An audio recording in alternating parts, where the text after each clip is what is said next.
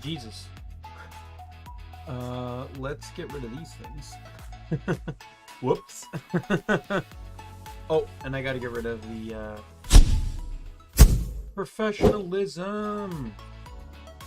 There we go. Sorry about that.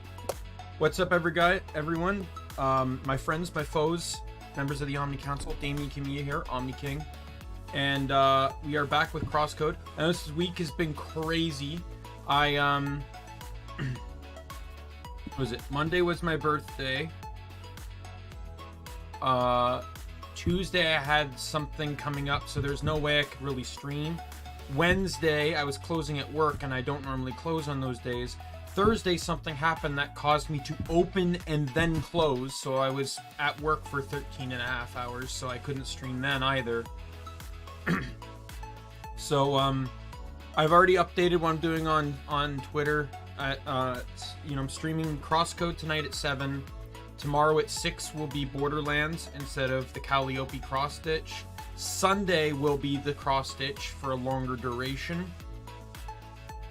And then what I'll probably do next week is on one of my days off from work, I'll probably do maybe a gunfire endurance stream, since I had to cancel it this week.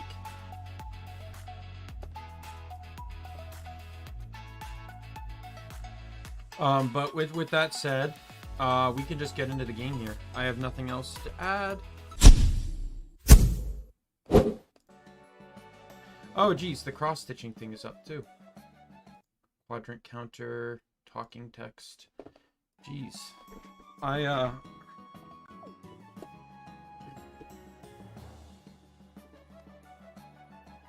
Alright.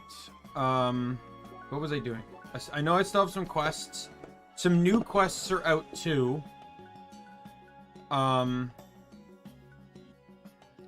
I think I was working on chests too. No, I was working on, I think, upgrading my gear, wasn't I? Yeah, I was. I was doing grinding. Upgrading my gear so then I can do more stuff later. So, what's going on? Alright, that one, nothing's going on. When this menu pops up, you can't press escape to get out of it like you would in most games. So inventory booster, turn that off, and we're gonna do the Bergen Trail.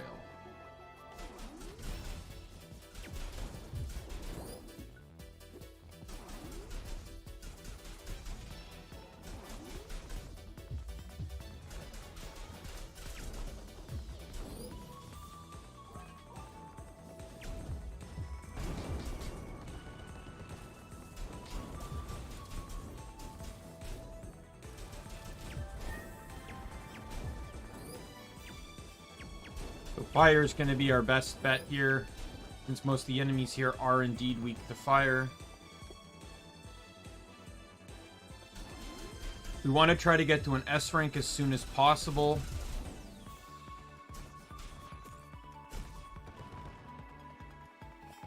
And just find a good map we can keep a farm on, or at least a good rotation. Sadly, this map...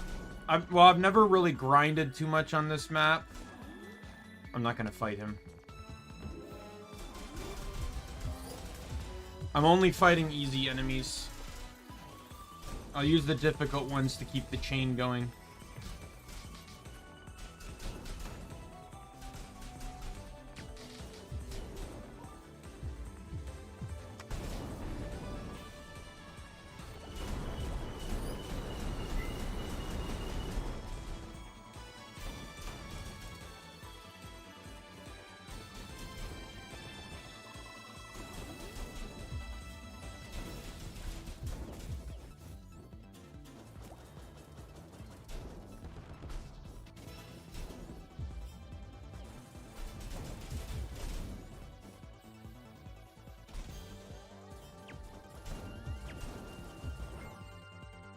Oh, starting off the stream already with a +1 due to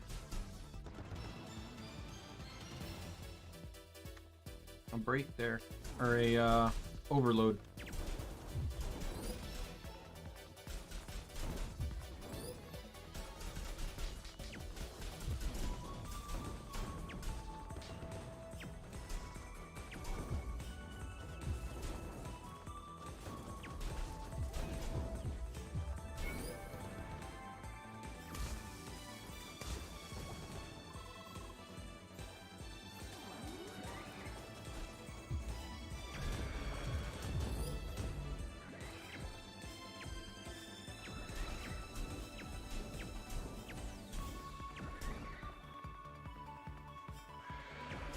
I'm gonna get the burn on because I've looking up those status conditions really made me realize how actually overpowered burn is.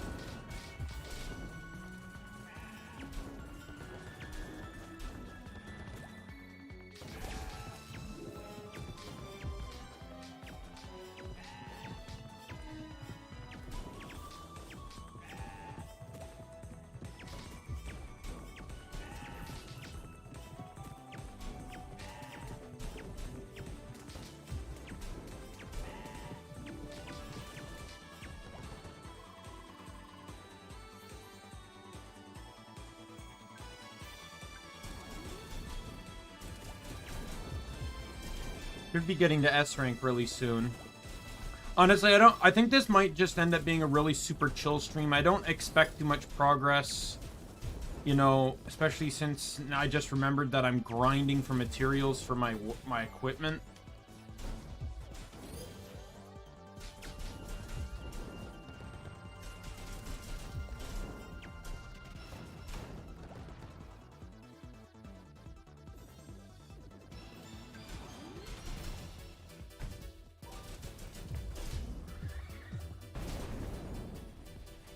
Exactly what I wanted. Perfect.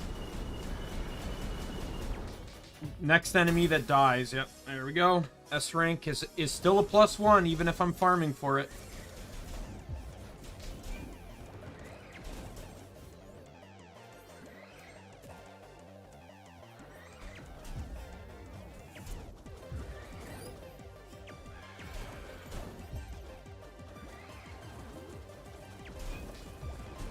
Oh wow, those bunnies are already back? That's insane.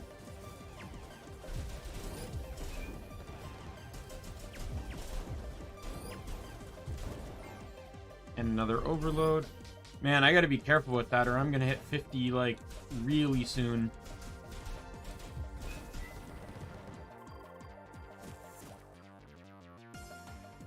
Alright, I gotta find something to hit. Or I'm gonna lose it. I'm gonna lose it. Great. I had no hope of finding anything. Let's check, I just want to check. I forget what the gem here is. I'm assuming it's moon. Yeah, it's moonstone. Oh, moonstone and diamond?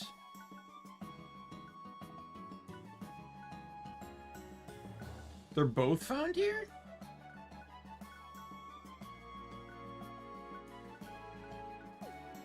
Why?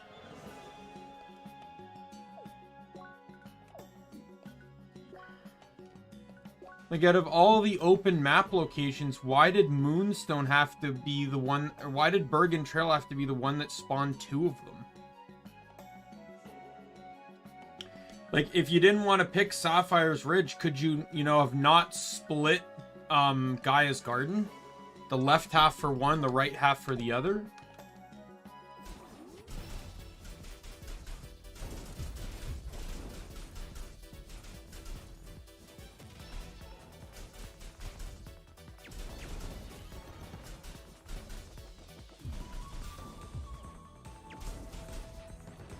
You know what I'm gonna do? I'm gonna look something up here on my laptop for a sec.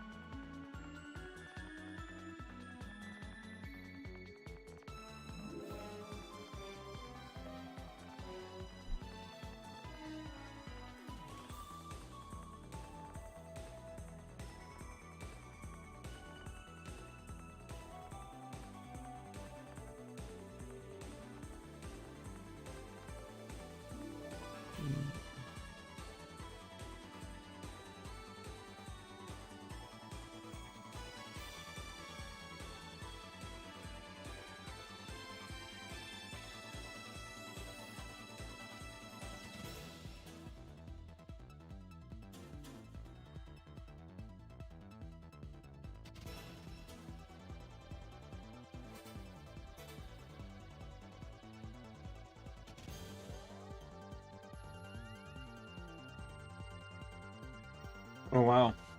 Well, I found a farming method for one weapon.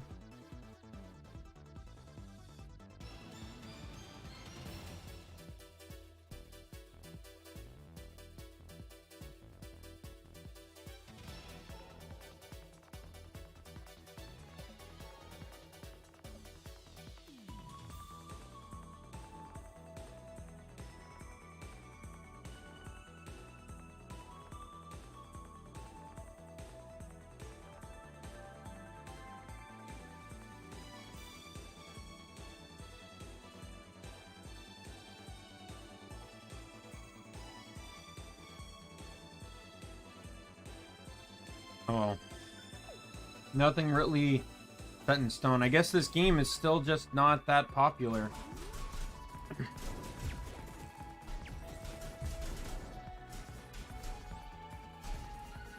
You look at games like a game like Skyrim, and it's like you're trying to be like, oh, how do I farm this? And then you'll find like 70 guides on the topic. But then when it's an indie game like CrossCode, it's so much more harder to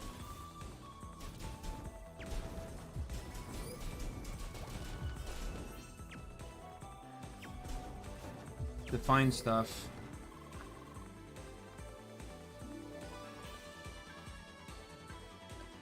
Please tell me there's enemies right here. Yes.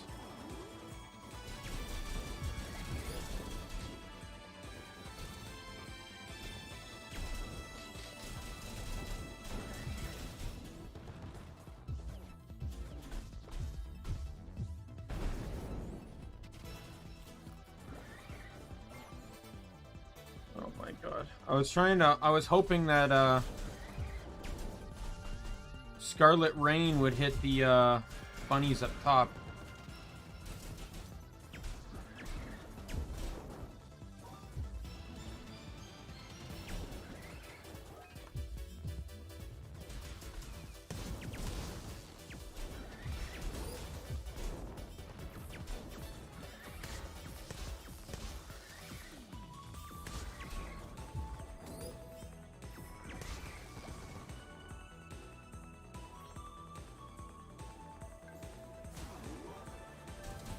I don't care what I need to fight, I just need to fight things.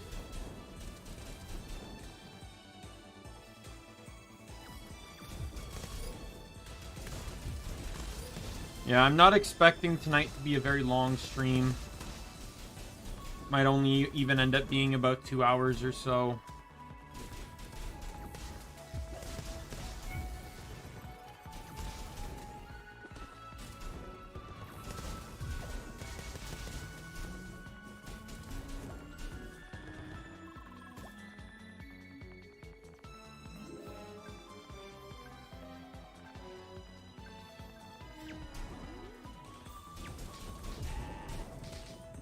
And my personal advice, oh god damn it.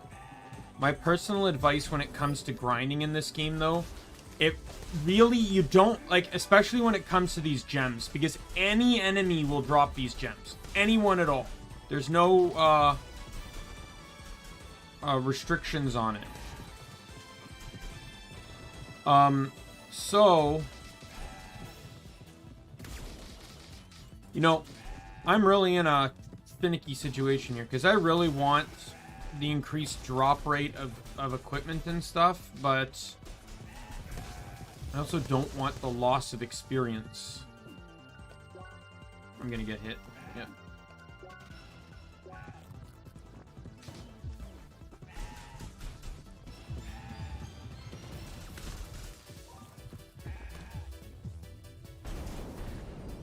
Like, I want to be able to level up, and just equipping the sword gives me, there's the S rank.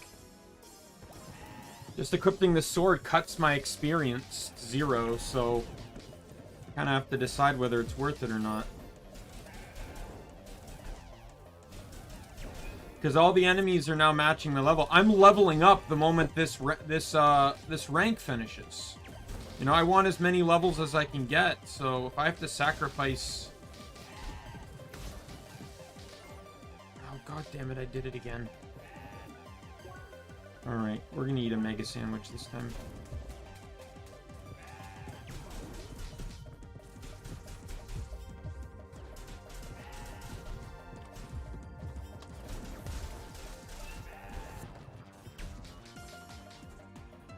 I don't care about you, goat. I'm leaving.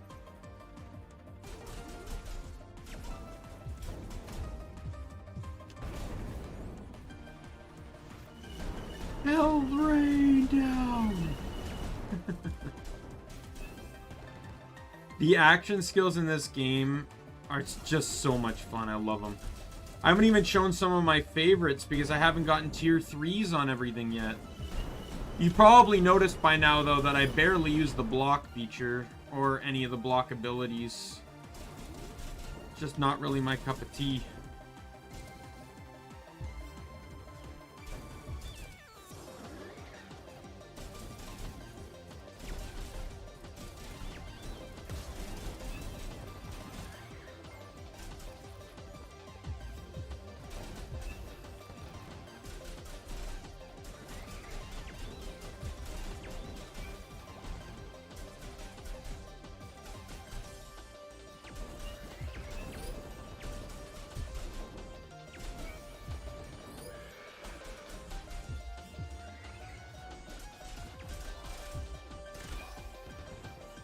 Way to go, Emily.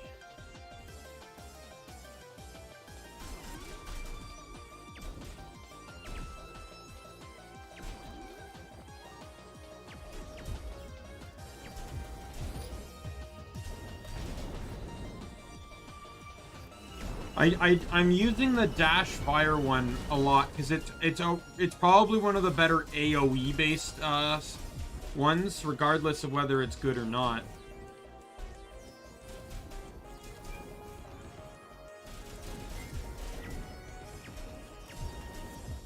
Though, Shock 3, one of the shock abilities is pretty good, too.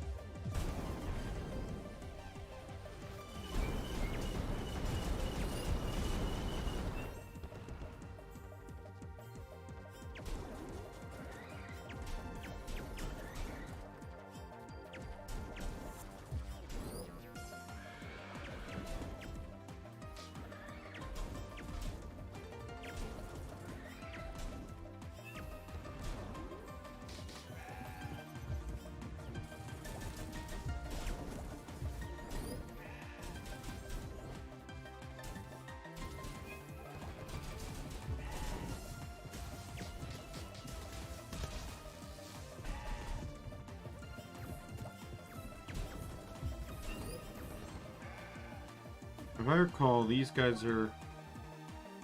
yeah, they're weak to electricity, too. Song of Storms!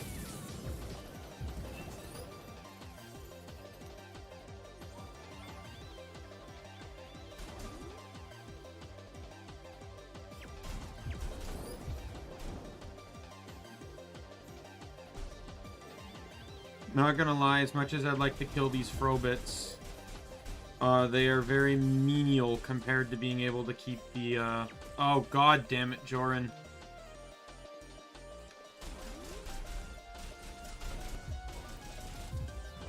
They don't mean much if it's gonna destroy my rank.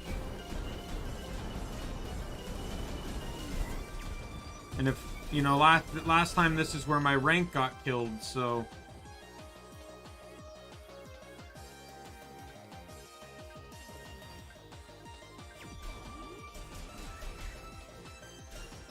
Because if you have a tough an enemy that's tough and it's harder to fight, your best bet is to just ignore it. You know, you tag it to refresh your combo and then just run. There's no reason to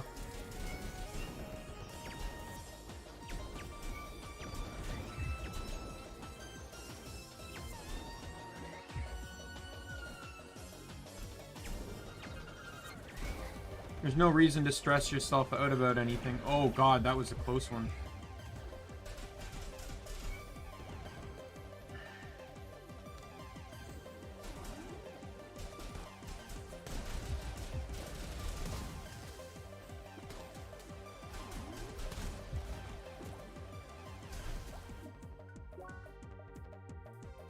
Oh wow, I never realized that they're more weak to lightning.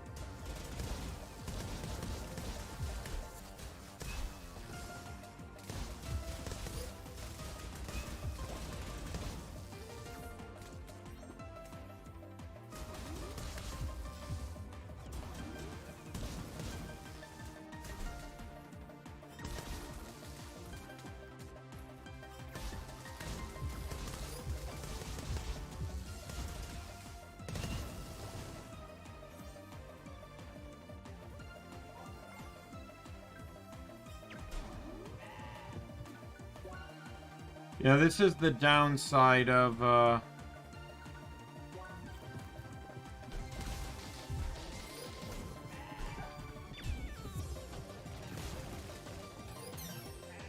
this is the downside of ranking is, you have to use healing items, because there's no auto-regen when you're in combat. But, if you have the right, wave abilities, you should be able to keep your health up.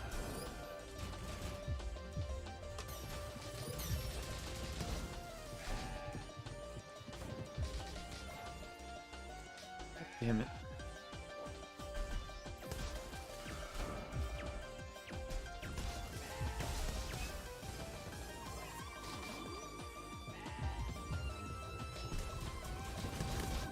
Now these things are level 60. They got some oomph to them.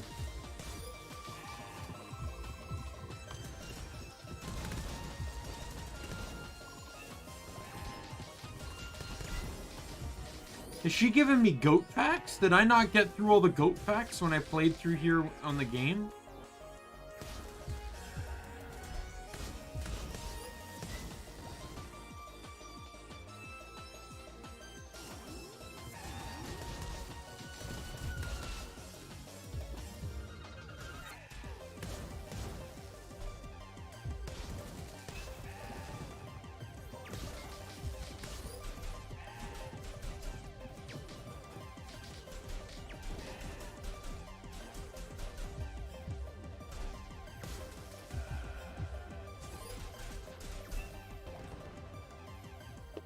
Beautiful. Absolutely beautiful.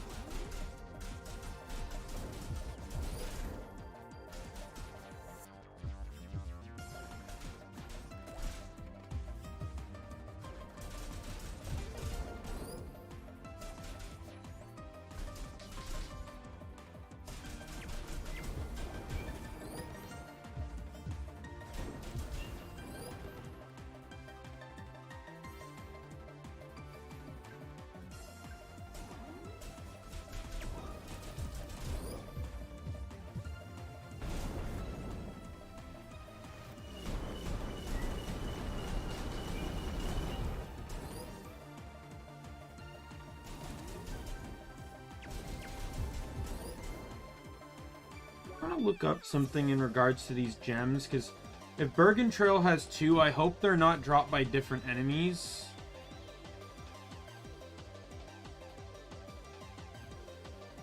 Because they might drop from an enemy not on my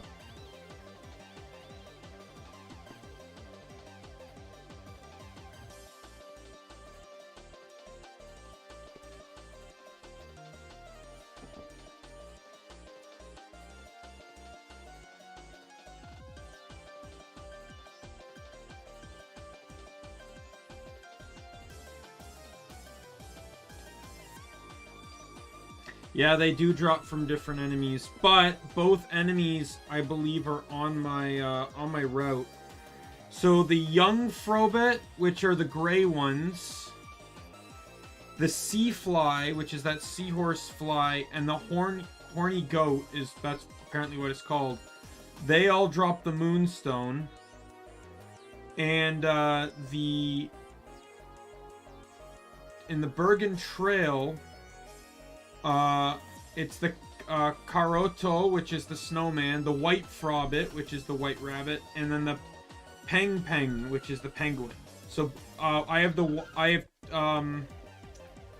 have several of those on this route that I'm running right now, so I should be fine.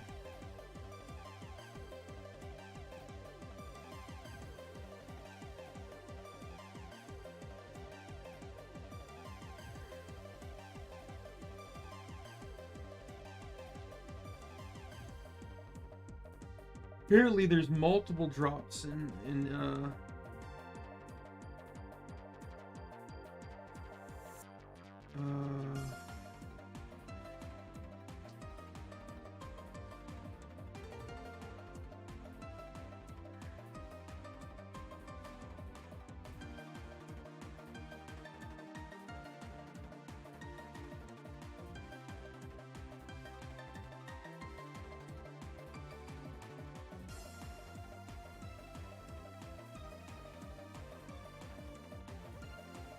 thankfully Autumn Rise only has one, but apparently there are some that only drop from temple monsters.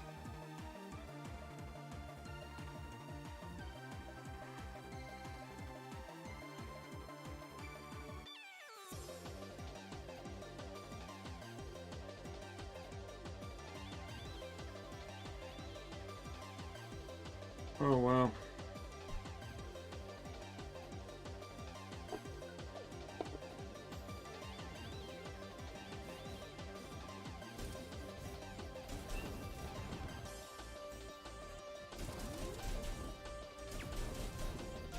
So yeah, it appears Bergen Trail is literally split up half and half.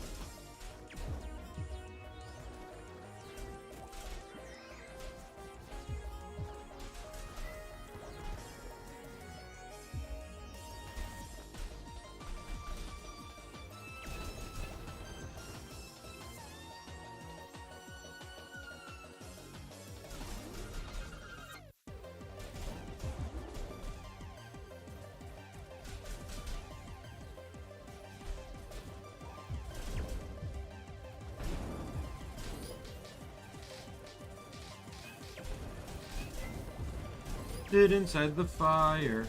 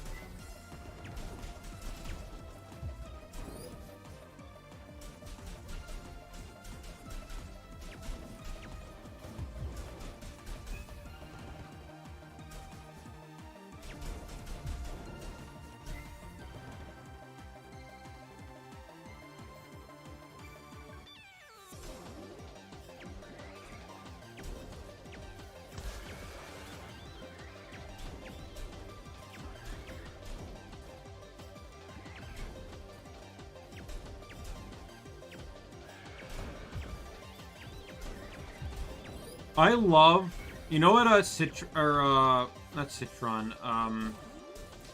his name? Joran's ability, like Quadro Guard ability, where he like attacks with that shield. You know what that reminds me of? That reminds me of in Kingdom Hearts 2 when you're fighting Xemnas, and he just comes up to you and he goes, Guard! Right? Like, that's his attack, but all he's doing is slamming a shield in your face.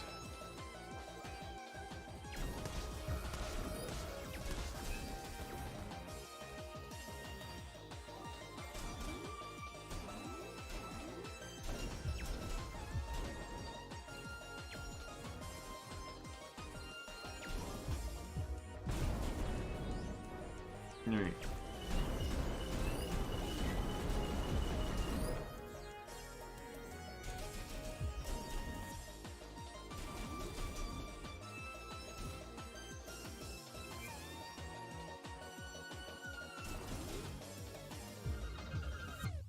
Go!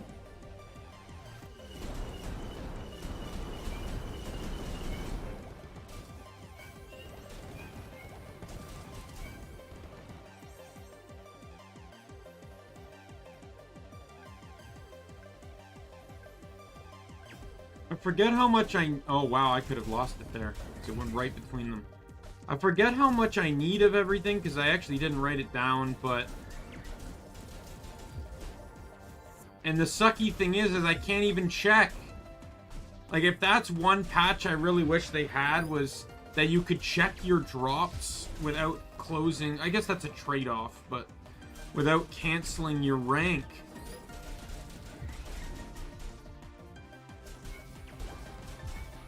At least it's not as bad now with the ability to get a rank being so much easier than it used to be. Well, not getting a rank. Getting the rank, I believe, is still about the same. It's the keeping the rank that was the challenge.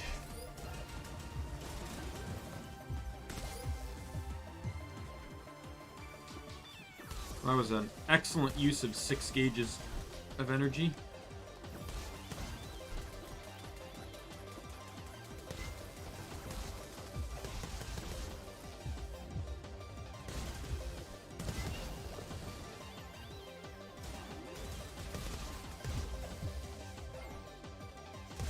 There's another overload.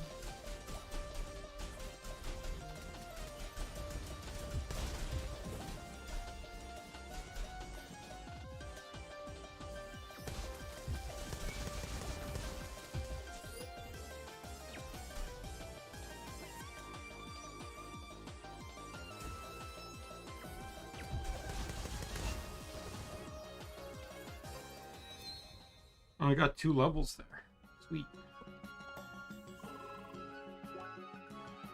Oh, I wanted to check inventory again. 15 moonstones, 9 diamonds.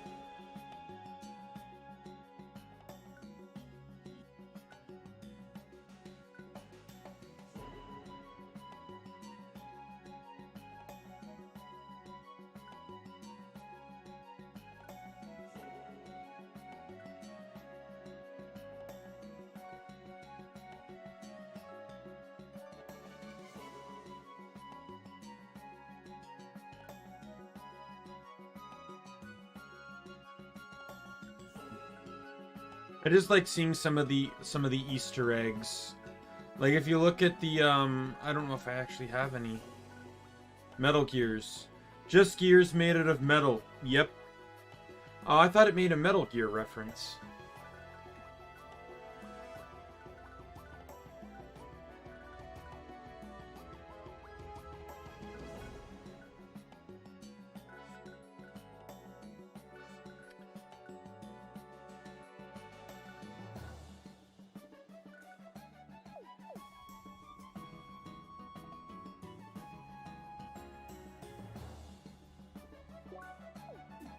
Let me, before I continue this, let's go back to Rhombus Square.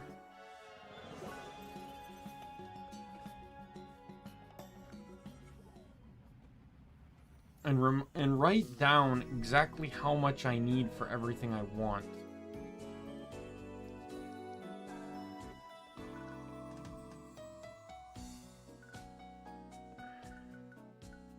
I actually didn't need to come here now that I think about it.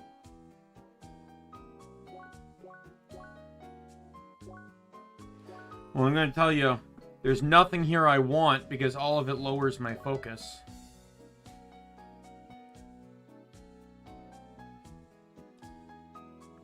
But if I had to pick one, it'd be the Zealous Lemire.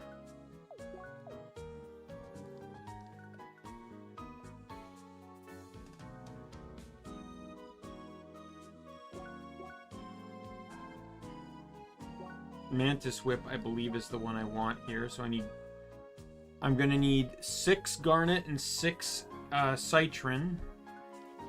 Very least if I want 2 of those.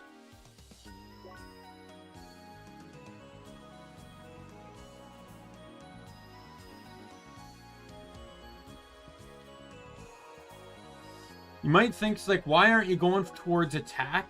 Oh, it's simple. Focus helps you get energy back. Your SP, which allows you to use more action skills, which are absurdly powerful than just standard attacks. Right? You can shoot them off more, right? So generally, I feel like focus is higher DPS, but I could be wrong. It's not like I've crunched the numbers or anything. All right, so we need 6 garnet and 6 citron.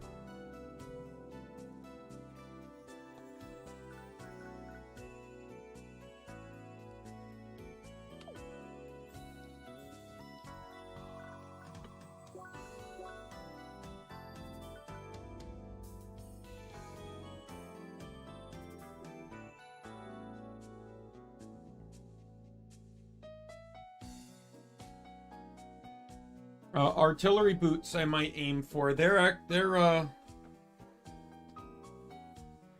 be a bit tricky though, because I have to do that that defense mission, the tower defense mission again, and I need turret tokens, but I also need the trench boots, which you buy with turret tokens.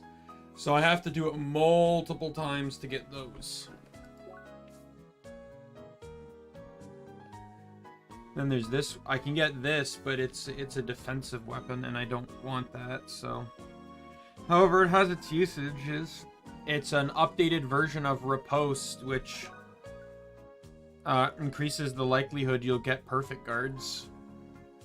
As well as it increases the window for perfect guarding, so...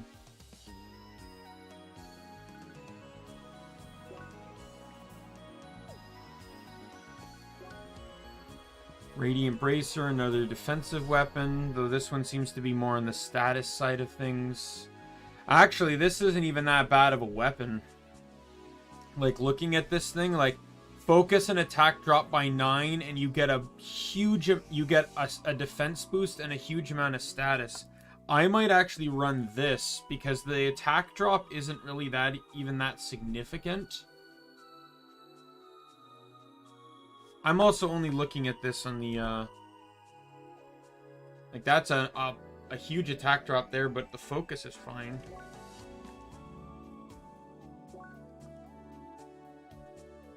Let's factor it in. Because even if not, it can still give me some defensive bonuses. And status rush isn't bad either. Like, what is it? Gives me Avenger here. Restore SP on guard based on the power of the attack. Double that for a perfect guard. Increase the speed to inflict status conditions. Alright, well I need 7 topaz and 7 moonstone.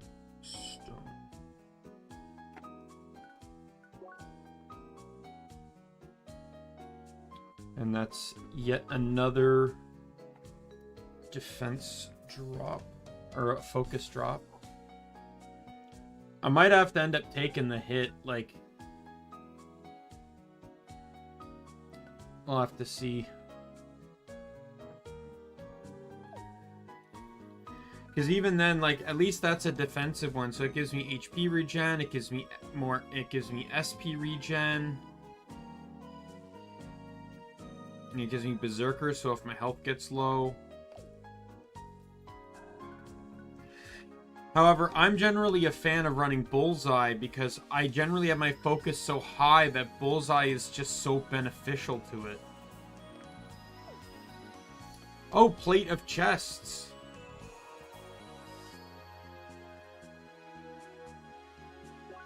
I end up with a 50% experience drop, but defensively wise, like, I only lose 2 focus. I gain huge defense and HP. That could actually be pretty good. I just need to remember where I get the chest link.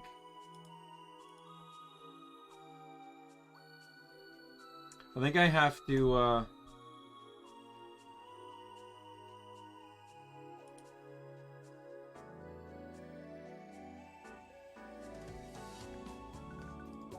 Oh, never mind. Here it is.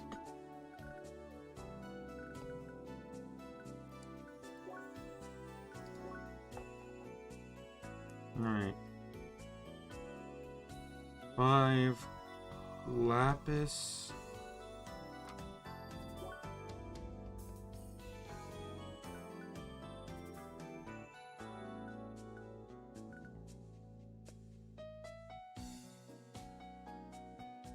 And then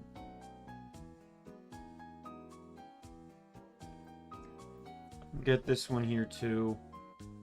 However, I need to remember where to get the Infinity Bag 1 because I don't have that. I think it's probably in the rhombus area. Brawler. Tracker. There's my headset. So I need 4 emeralds.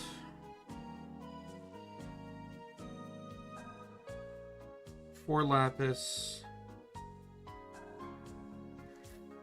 Because this can help me determine how long I need to stay in a spot.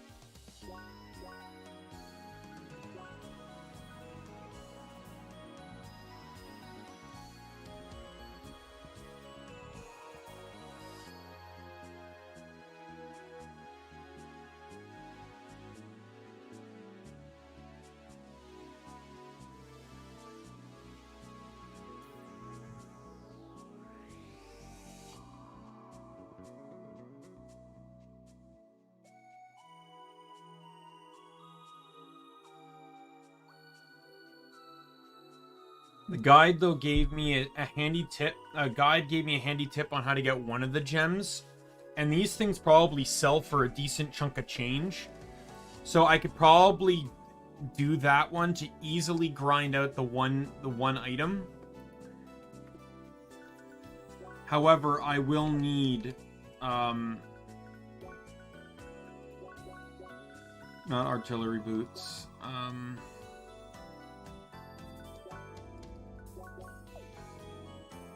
I will need plate of chests for the lucky. Deadly Dancer, 7 and 34. Artillery boots are still better.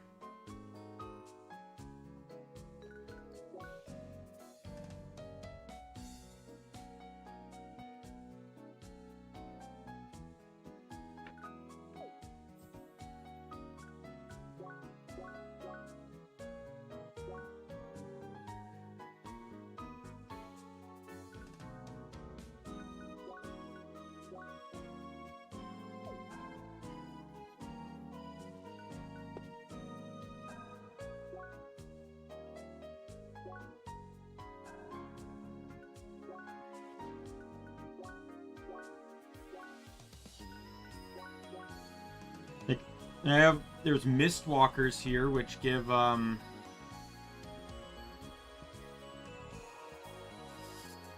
status rush, flash step, some health and focus, but it's still not even as much focus as this gives. I think artillery boots just kind of win out. So they have a huge defense penalty.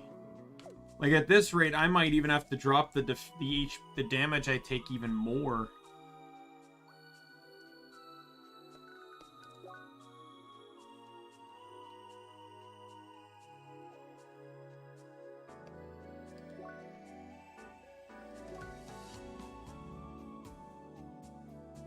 That, or maybe just run like these ones.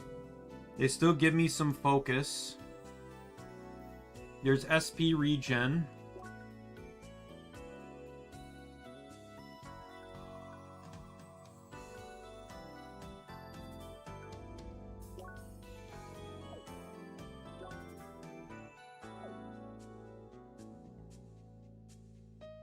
Let me add in 5 garnet.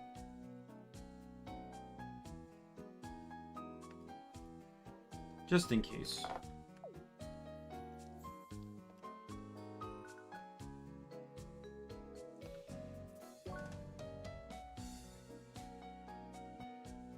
That one's not bad defensively.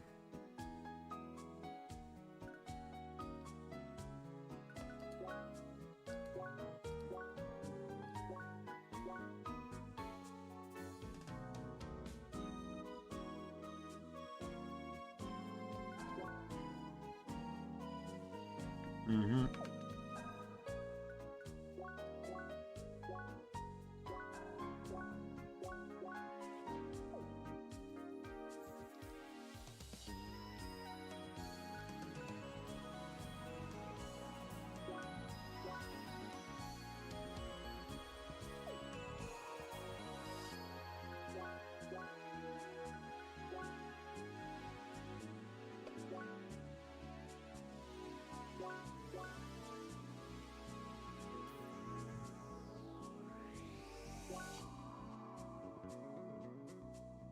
I'll lose attack on that one.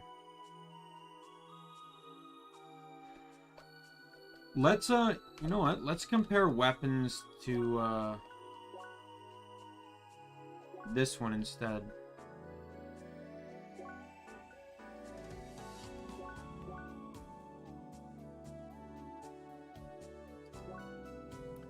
Because as it stands to me right now, it just looks like I'm going to be losing a bunch of attack when I already feel like my focus is already pretty high.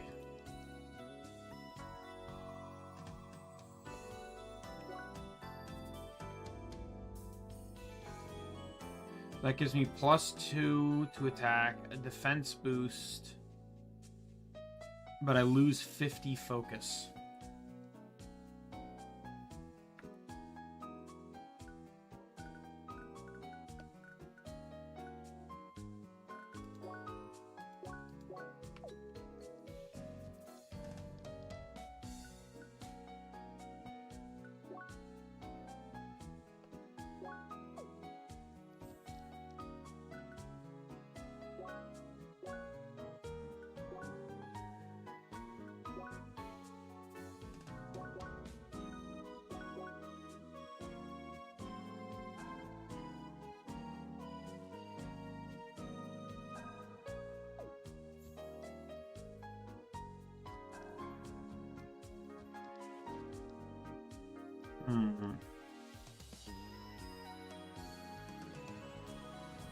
You know, I don't even actually need nearly as many as I think I do.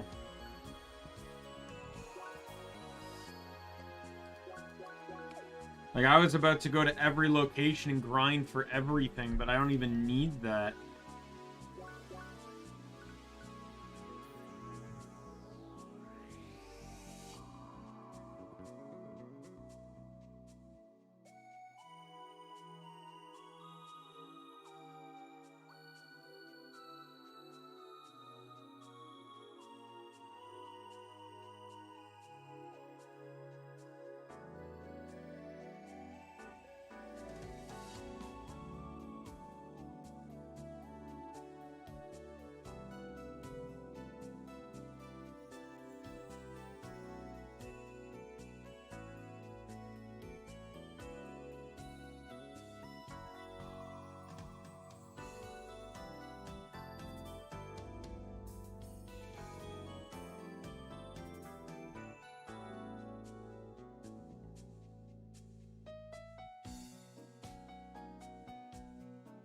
Yeah, I think I'm neglecting my defense a bit too much. So, I don't wanna aim for like plate of chests because, like I said, I don't like to equip things that cut my EXP. I think I might run it. I'll run Infinity Bag. So let's do Infinity Bag.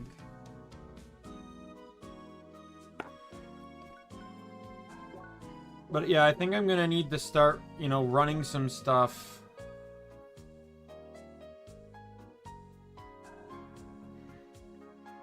Just to balance myself out a little bit more. I'm running a bit too glass cannon, and then that's what's leading me to get frustrated. I can run glass cannon when I come back to this game for New Game Plus, because I'll be playing prepare to high anyways, so one shot's gonna kill me regardless of anything. So then I can just go glass cannon, because HP and defense won't even matter.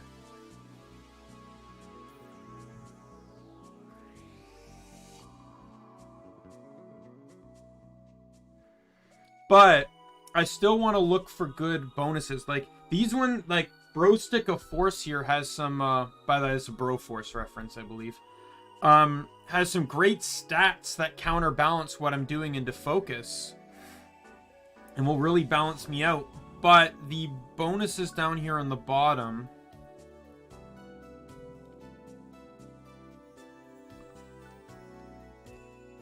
oh, they're not that bad.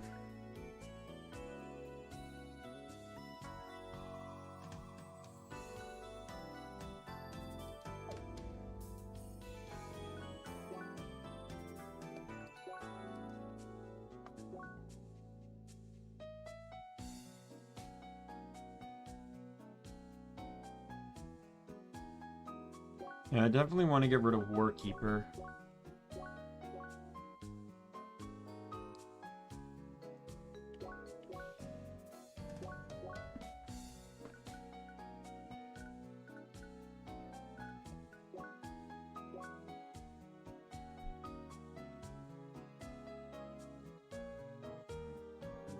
Unbreaking Fist is,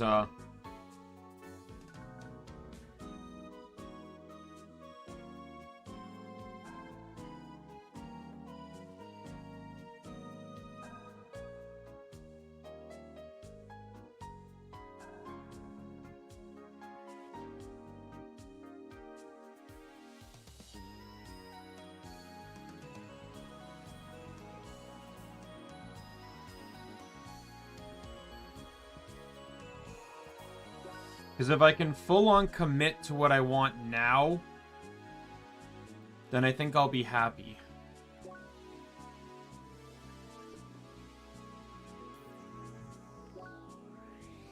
I think I might still run one Mantis Whip.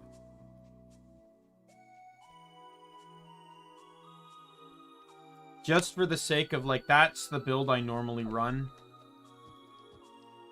Just as an homage, if you will.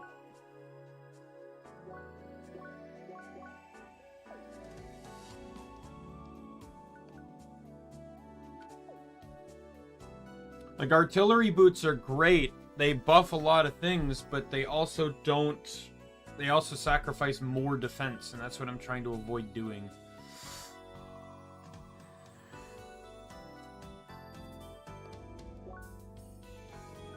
This Meister gloves is probably a weapon I'd be running. I'd probably run in New Game Plus. Just because of Repost and Royal Guard. Just having that increased chance to guard and stuff, like... this perfect guarding can sometimes even negate damage.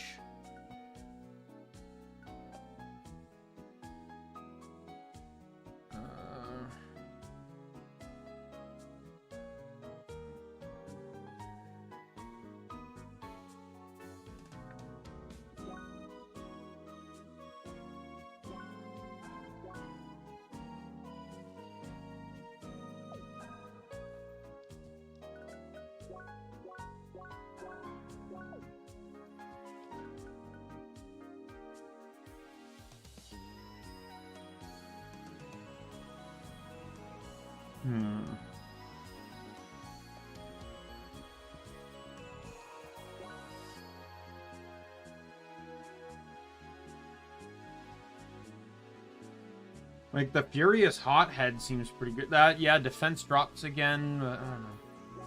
I'm trying to find... I'm looking more towards stuff that might maybe balance me out.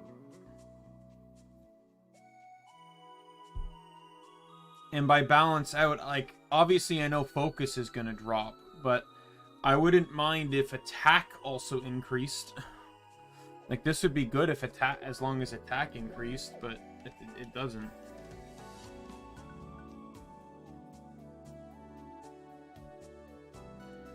Like, I'm actually considering the Hydro Fang. It buffs everything except focus, which would bring focus back down to level. It also gives me assault and HP regen, which is really nice to have.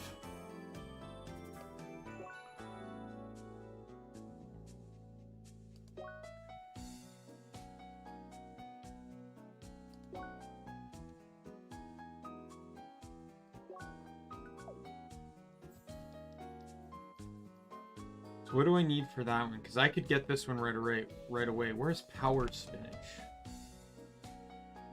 CrossCode power spinach. This is the pinnacle of gameplay, fellows.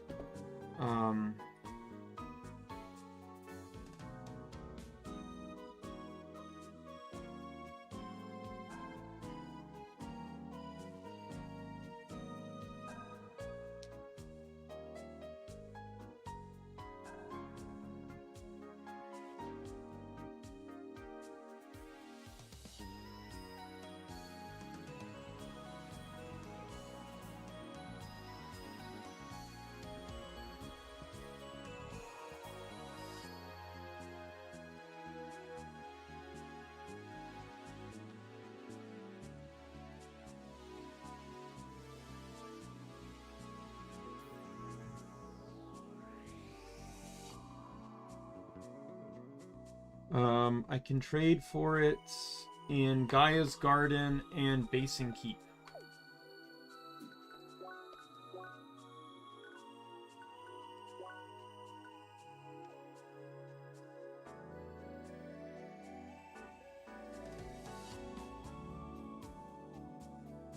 Oh no, never mind. Only Basin Keep.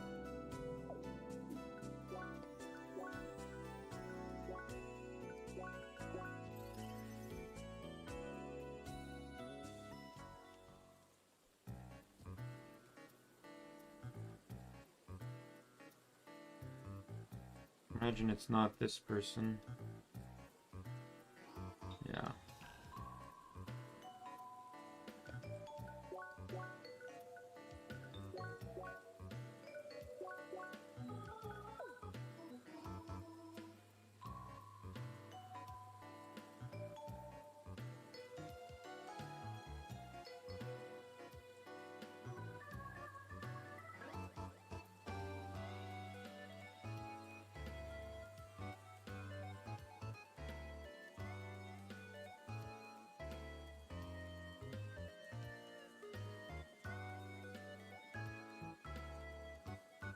Oh, it actually drops from an enemy, so it would be over here.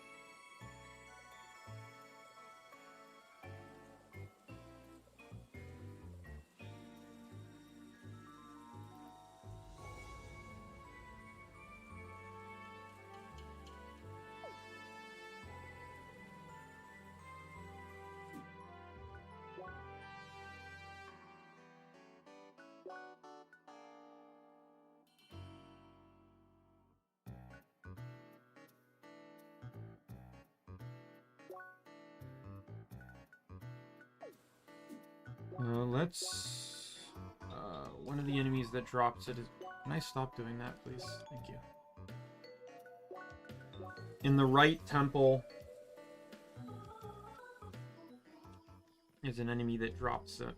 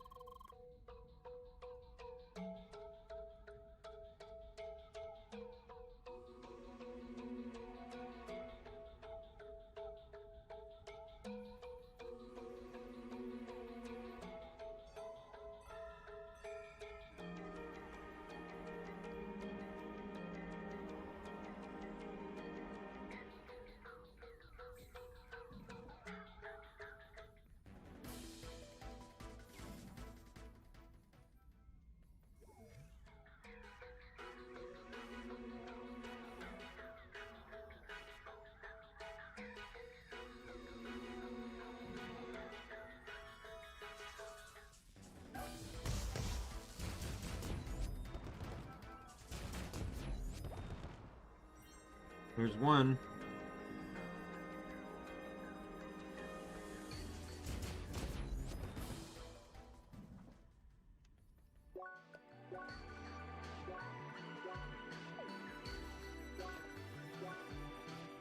Guide specifically said that if you return to main menu, it will respawn all the enemies.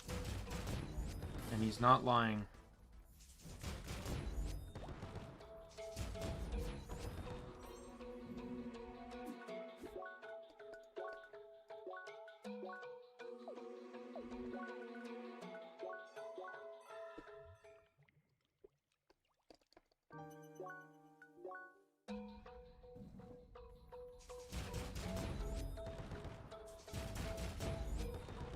This will be so much faster to grind them. I might not be able to get a rank, but oh well. I'm gonna hope that it reloads from the autosave. I'm gonna find out. It does indeed.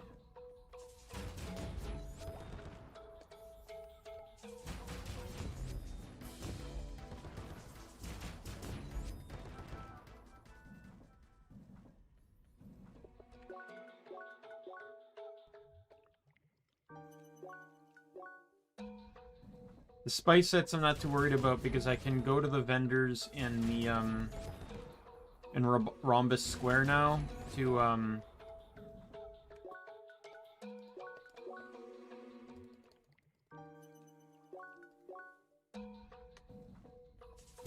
and they'd have all the set trades in the entire game there, so. Oh geez, what luck is this?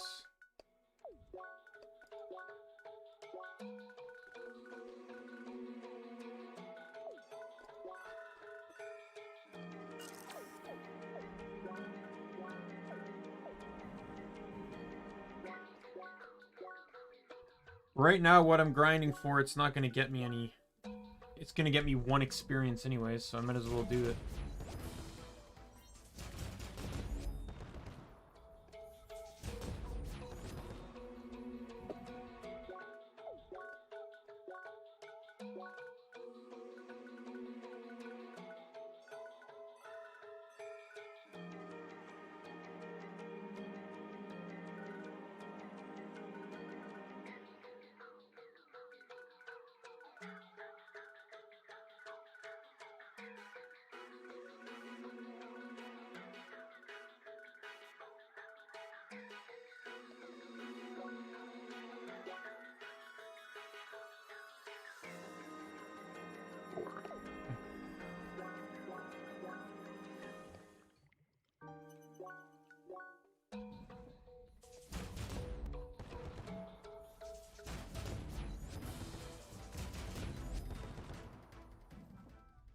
Yeah, I need to end up grinding Lapis for some stuff anyways, so I'm gonna get the chest link while I'm at it.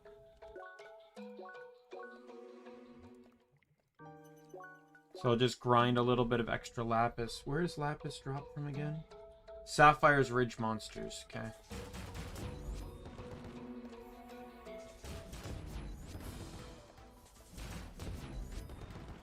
Yeah, apparently you can't get ranks in dungeons, it seems. So this doesn't even hurt me then. But that would also mean that dungeon enemies don't drop things by rank then. So if I were to go into records here and go to monster, you know, and to find an enemy I know only spawns in a dungeon. Yeah, it's just listed as D rank. Anything that's A rank is something that would be found elsewhere.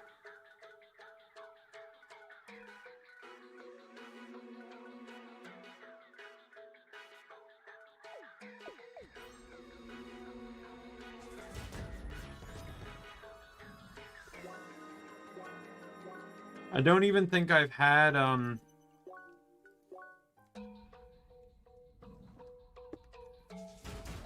a single double drop yet.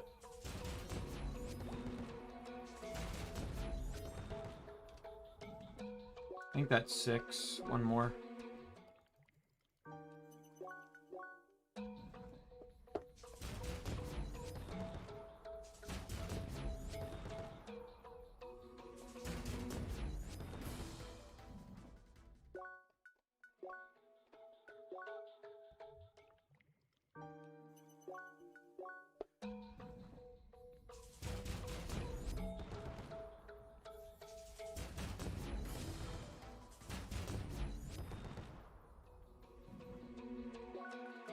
Now is the time where, despite everything, it will still take me 3 hours to get this last spinach.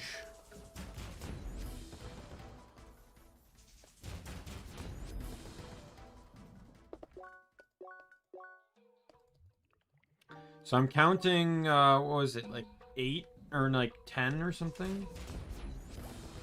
Oh, there we go, on the 11th kill. Now the time I get multiples? No. Anyways, so that should be, whoops.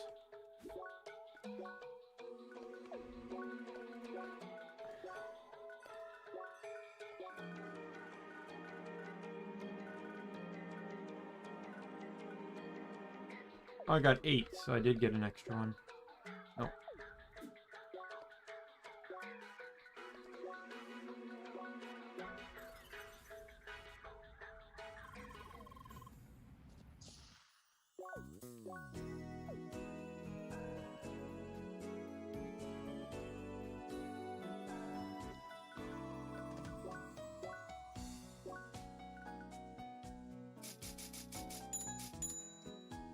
There we go.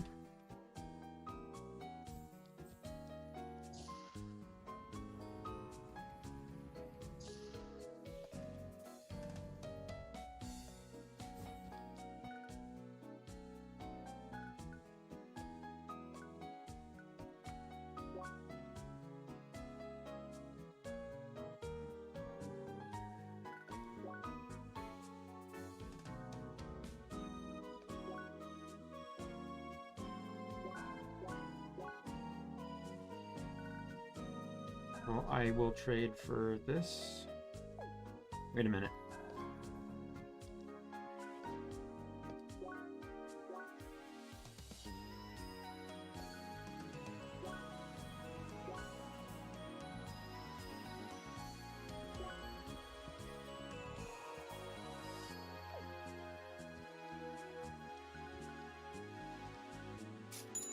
All right, I'll take it.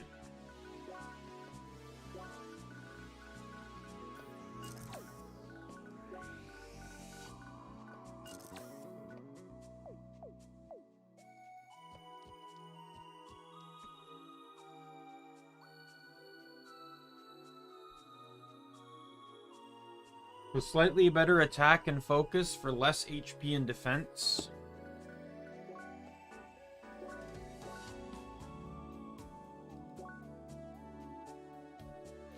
Five more defense for 8 for the loss of 8 attack. But because I lose assault, I also lose that factor too.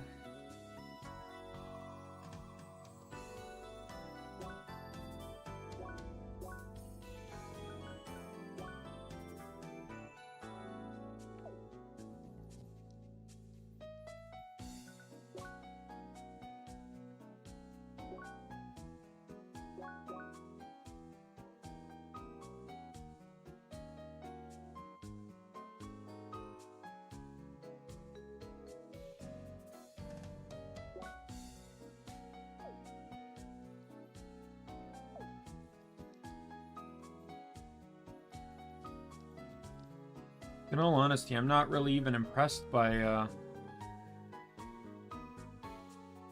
some of this stuff here. It's all going to be pointless too once I get to the DLC as well, because then Ascended stuff comes out.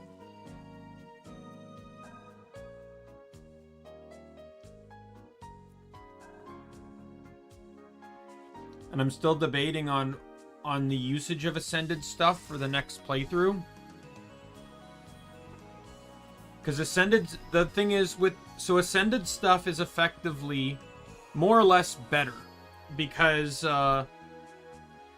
when you level, it levels with you. So the level on the gear, as you can see here, is level 62. Ascended gear, that level matches whatever level you are. So you're never out of level on gear. Gear will always match you. So if you carry over your equipment, you could actually use Ascended gear.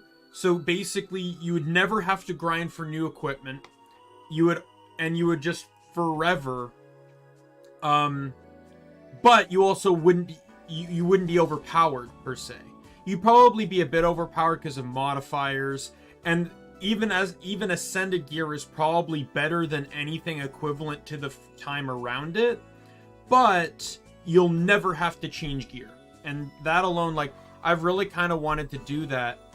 And if I were to do that, it would significantly reduce the amount of grinding I would have to do in a playthrough where I'm already going to die in one hit from everything anyway. Because the last thing I want to do is have to grind in a playthrough where everything one-shots me. You have no idea how infuriating that would be.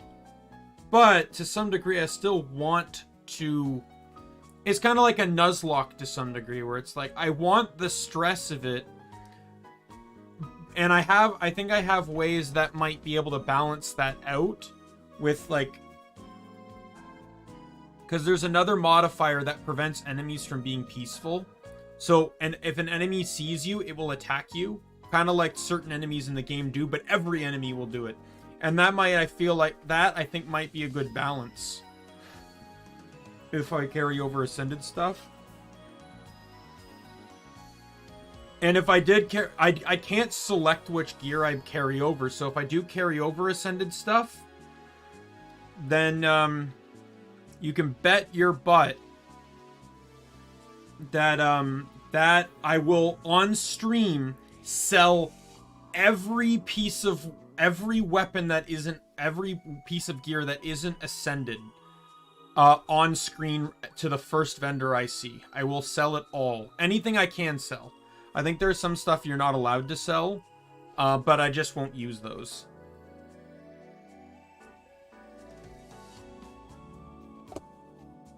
Mouse. Mouse. Mouse. Thank you.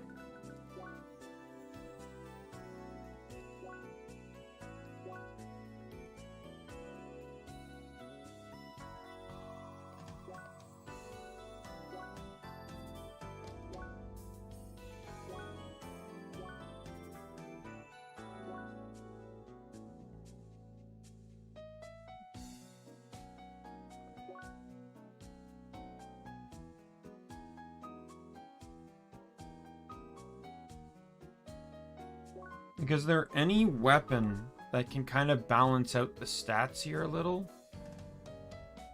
Like, that will get me to 300 focus, about 400, or... Right, like...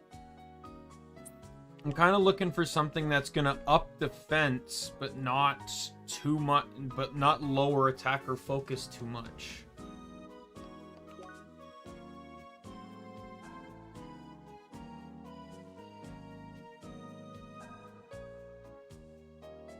Like, this one here is going to,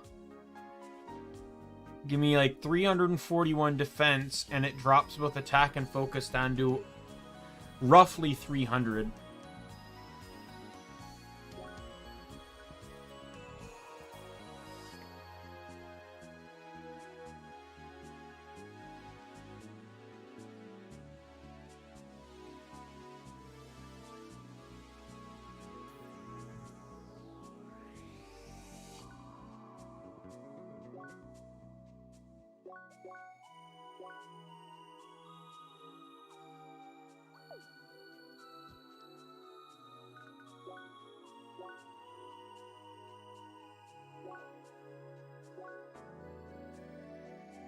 Like, all weapons seem to just be massive attack drops.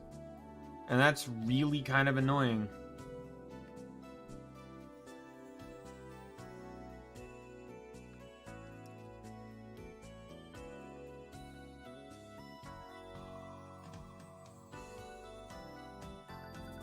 Either massive attack or massive defense or massive focus. Like, there's no balance.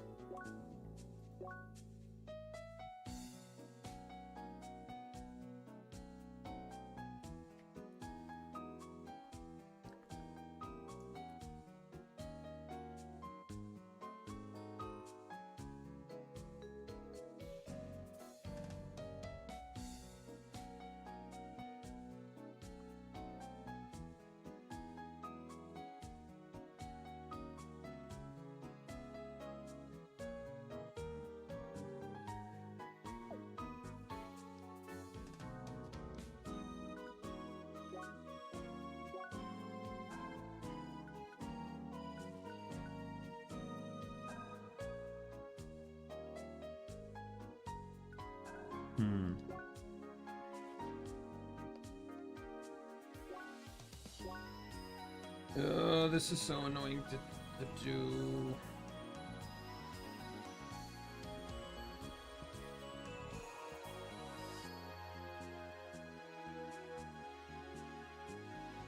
Alright, well, let's go figure out how to get the infinite bag.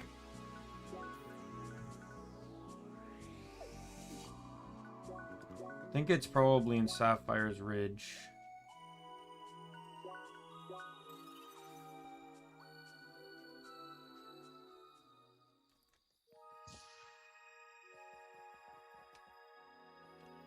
That's why I'm not too worried if I get like a level 61 or a 64 weapon, because I just need to use it to finish up the quests and beat the game.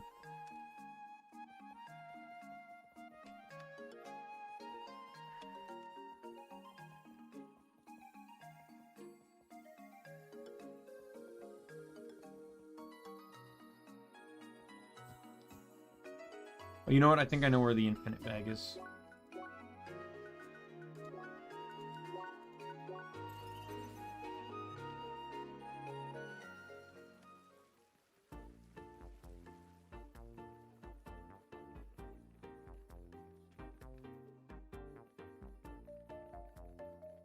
Very Maple Story music.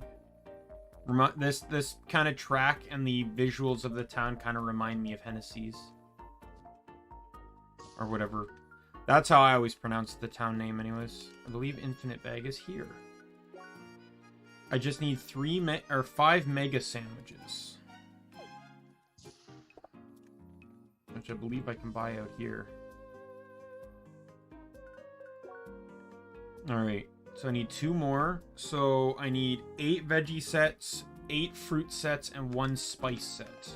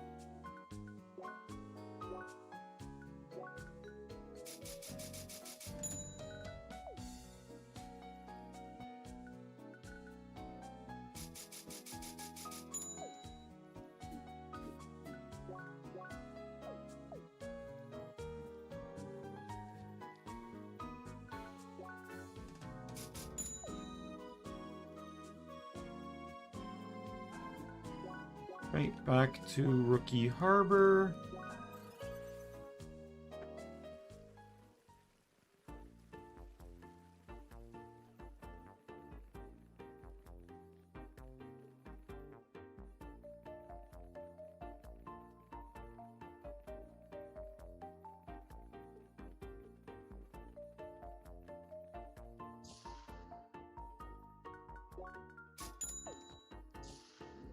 All right.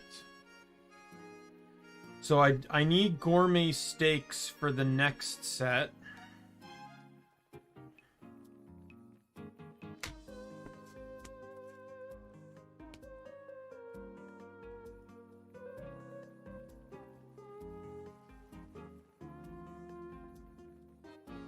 And they're found on this next map here.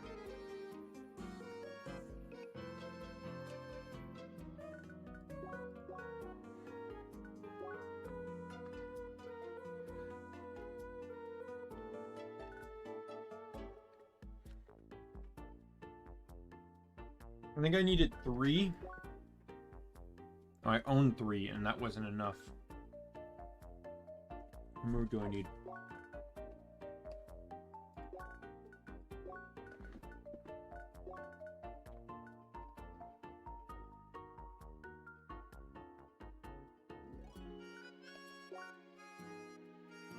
Nine. That's fun.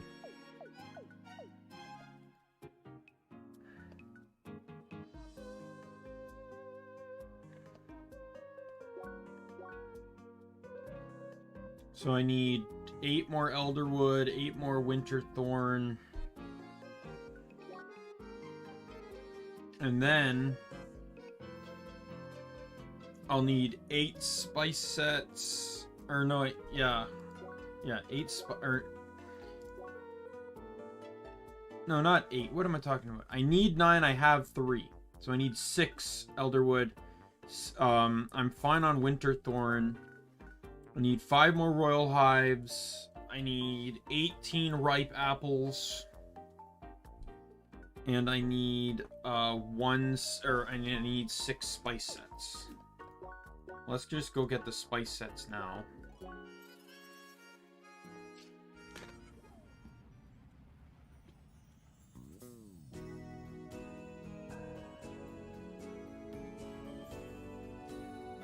Hey Simran! Welcome! Probably coming to one of the most boring streams of all time. I'm just running around upgrading my stuff.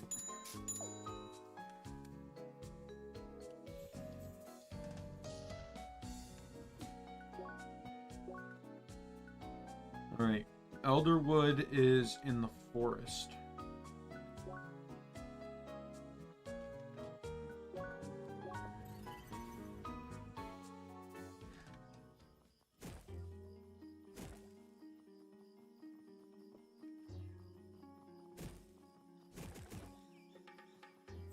Whoops. Whoops.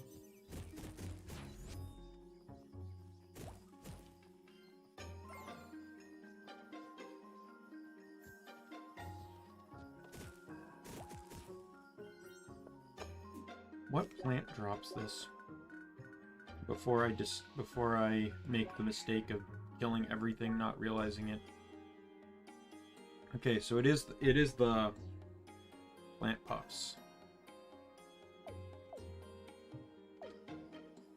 Oh no. Well, suppose there's good that's good and bad.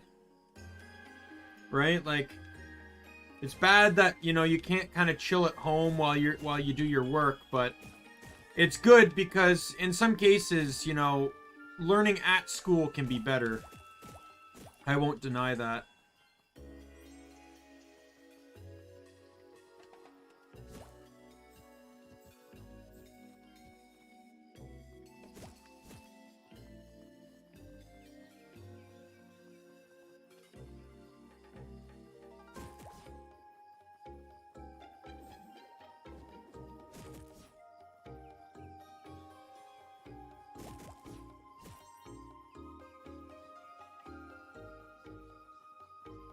But, you know, if it means you can't swing by my streams as much, I fully understand as well.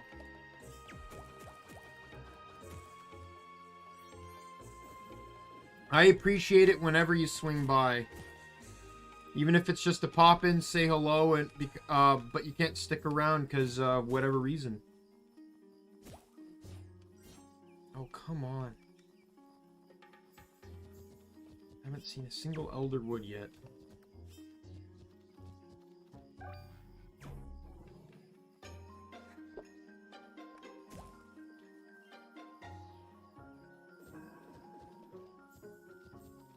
Oh, come on.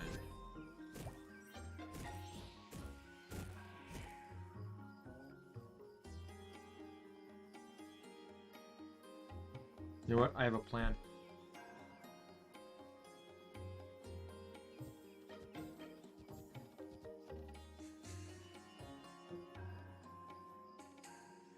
Oh yeah, that'll definitely be a thing.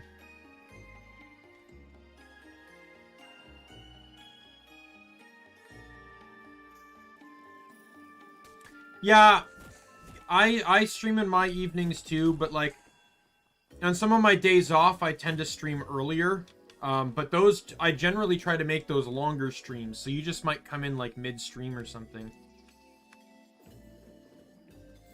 Yeah, I generally stream after work, so and my work hours aren't that different from like someone going to school, so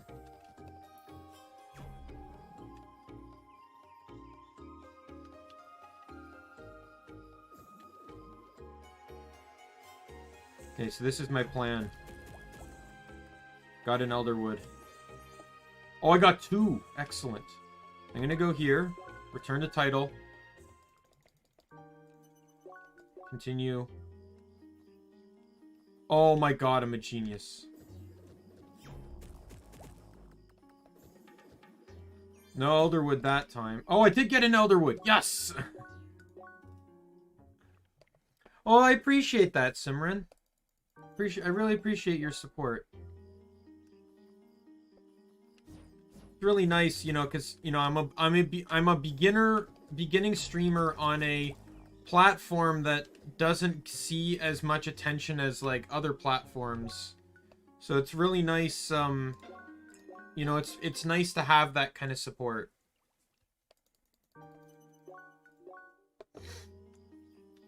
Like, I'm really excited because I know YouTube's next big, like, update to streaming is going to increase discoverability and,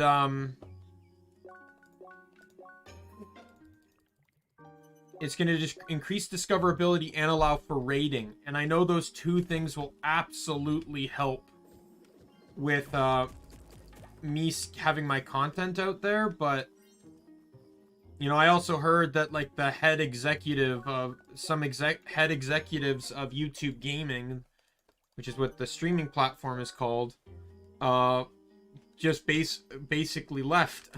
They all resigned and left. So, I don't even know when that update could be coming now.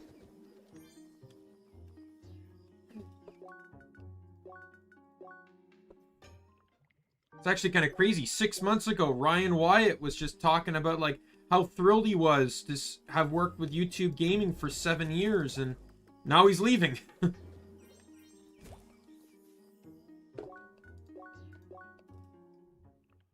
Oh, you do? Thank you. I enjoy having you here. You know, I just enjoy the company. You know, it's a lot easier to talk with someone than it is to talk by yourself. Even though I consider myself a little bit of an expert in that. Once I can get some time to sit down and fiddle with my voice changer and I can get a solid voice for Adira down, I'm gonna have some solo co-op streams in the future.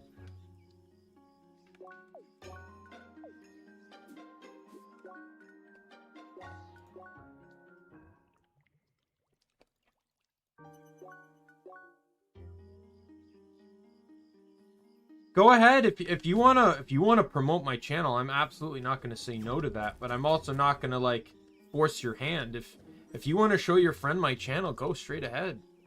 I'm really appreciating. Yeah. The reason I talk to myself, A, is because I don't really have any friends. But B, sometimes to try and I talk to myself when I like theory craft or when I'm trying to figure things out. And that's because sometimes explaining it out loud and re-listening to it helps me kind of digest the information better.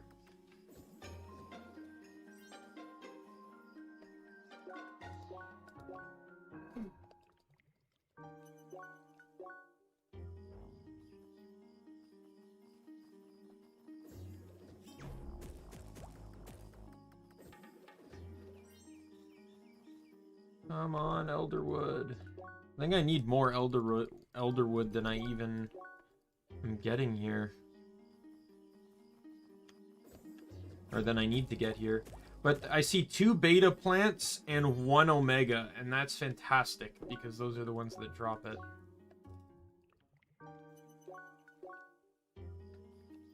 Oh man, now that I know that this, I never even considered doing this, but now that I know this save scumming trick works...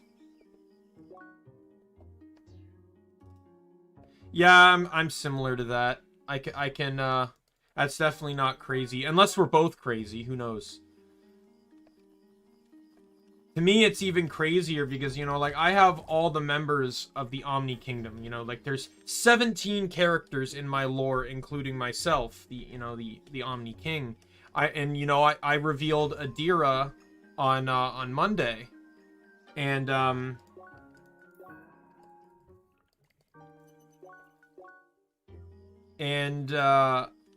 like I have conversations with these people more or less. Like I act out, like I'll legitimately act out scenes involving them, myself, or just between them, like not even myself.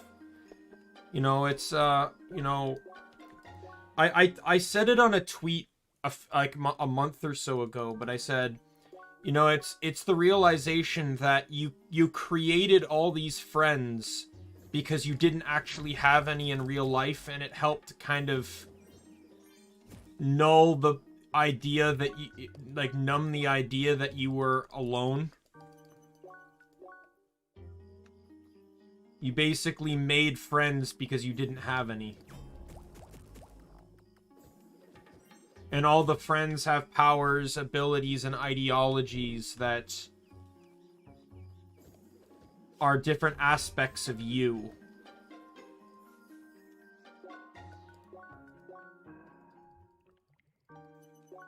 Like,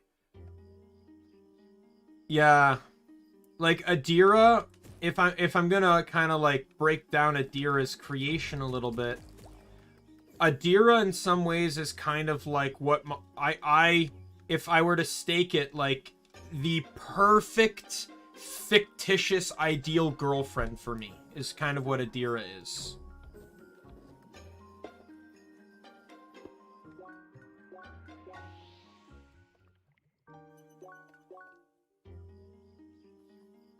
Yeah. That's one of the reasons why I don't watch anime, is because I don't want to get lost in in the world too much, because I already drift away from reality far too much for my own good.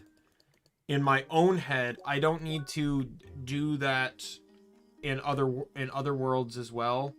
But, that's to say too that powers that characters, members of the Omni Kingdom have powers or abilities that may be inspired off of some anime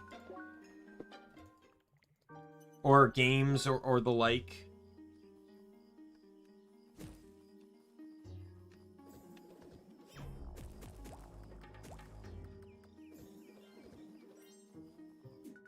What is my Elderwood total right now?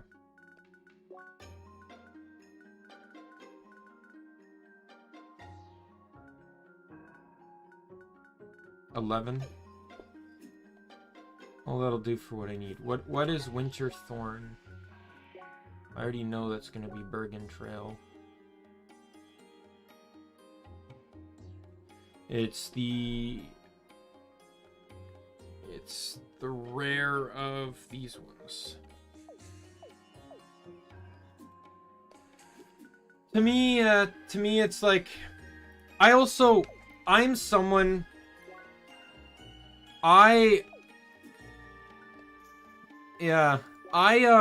so here, like, this is where I kind of fall with anime. It's like, I don't hate anime, and I understand anime, and there's some animes that I like, some animes that I enjoy, right? Like, but the thing is, I'm someone that, there's multiple factors, I guess. One factor is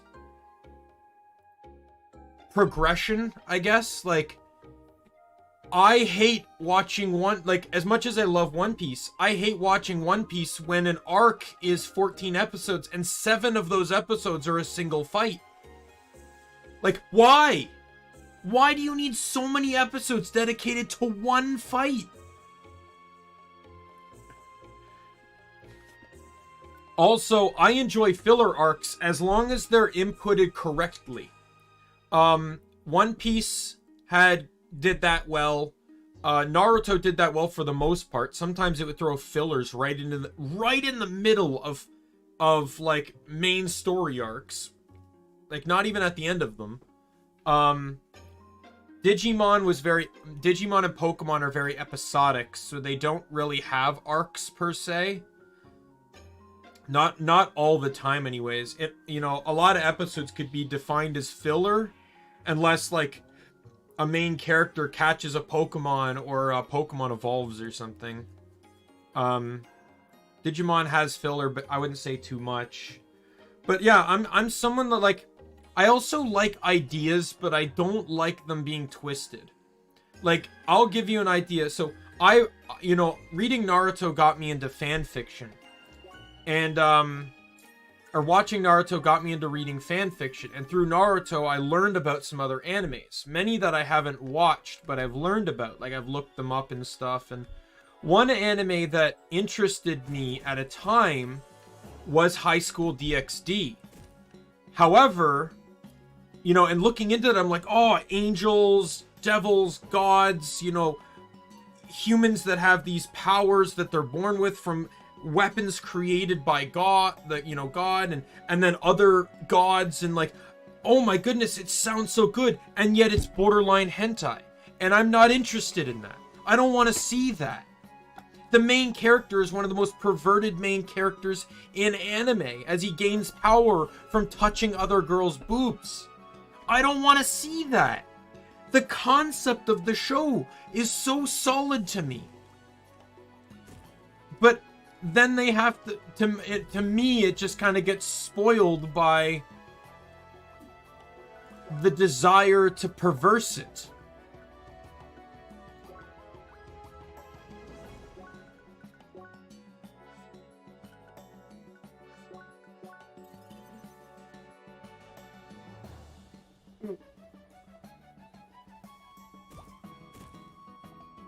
Alright, where's an Omega that I can farm really easily?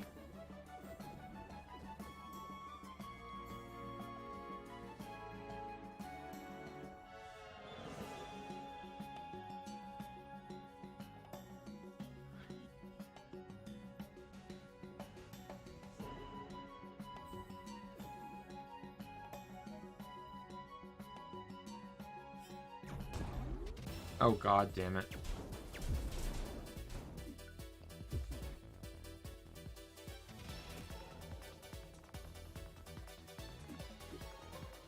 And there's several other animes like that too, like some that are borderline hentai and some that are just like heavy fan service. And it's like, can I just watch a good show? And granted, I know there's anime out there that are good, like that don't do that kind of thing. But again, it just falls back and just like, I'd rather just watch YouTube videos. Like, to me, like, if I'm gonna pick an anime girl to watch, I'd rather it be a VTuber, because at the very least, I can see them as a real person. They are a real person, but I not only see them as a real person, but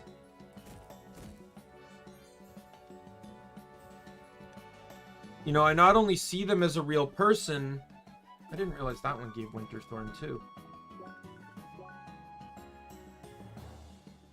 Oh, so it can. Well, that changes things. I can see them as a real person while they're kind of role-playing this character.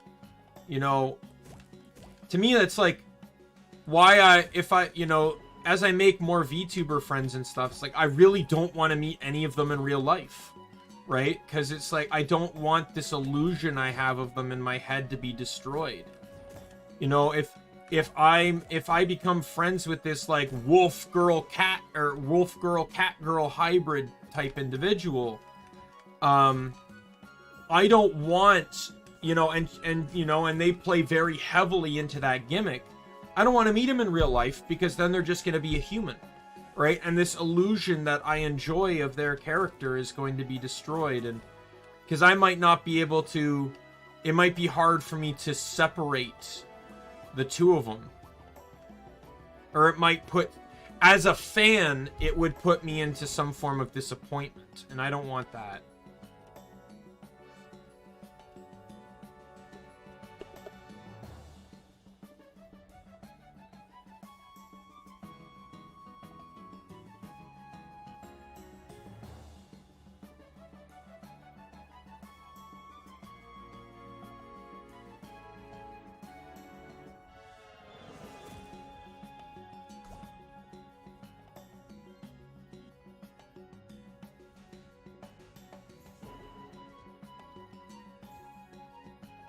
Alright, so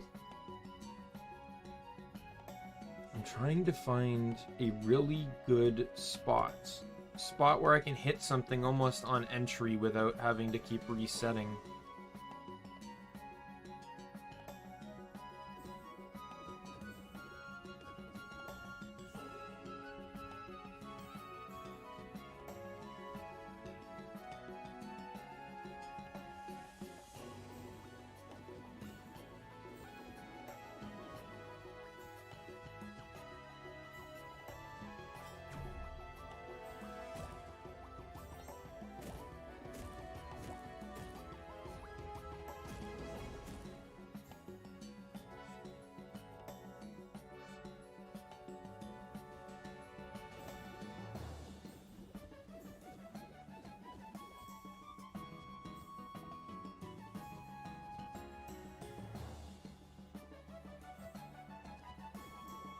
Oh man, there's that one. Man, if only I needed Frozen Tear. Oh, come on.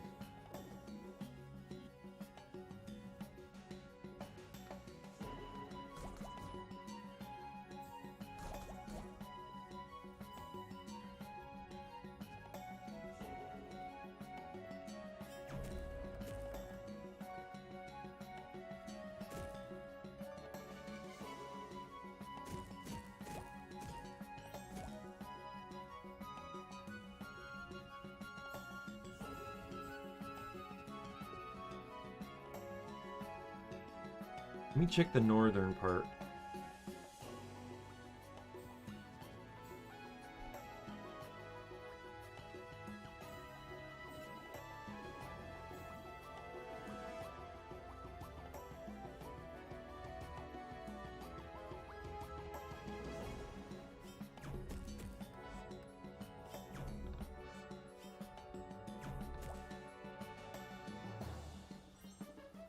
I think I got it.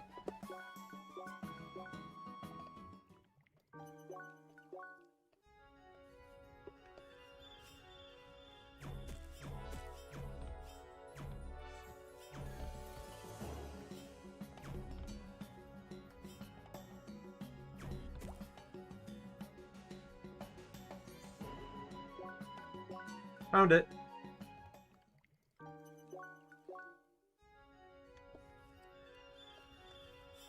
Not gonna... I don't know if those are betas. But either way. Probably the most efficient way I'm gonna get this anyways.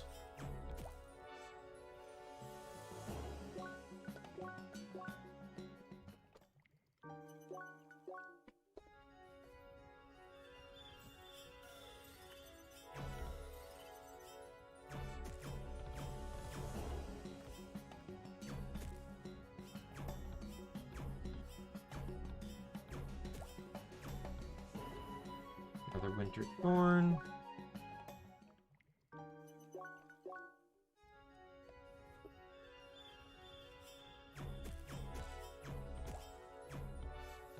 That's a purple ore lump.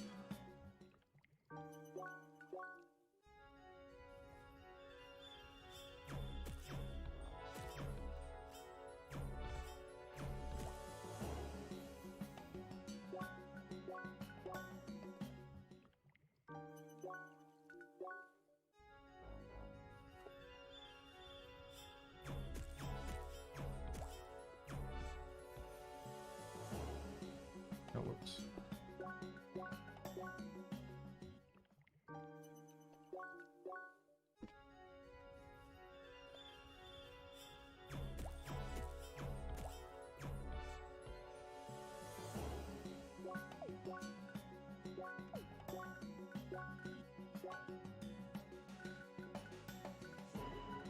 Okay, got enough winter thorn.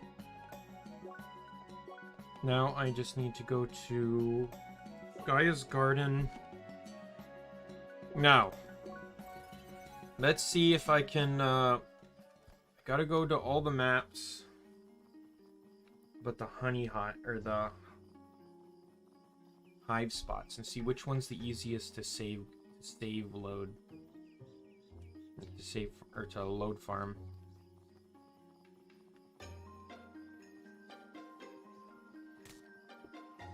Because I know there's one on like one I think right over here that's on just ground level. Oh, there's two. Okay, well it's gonna be these ones then.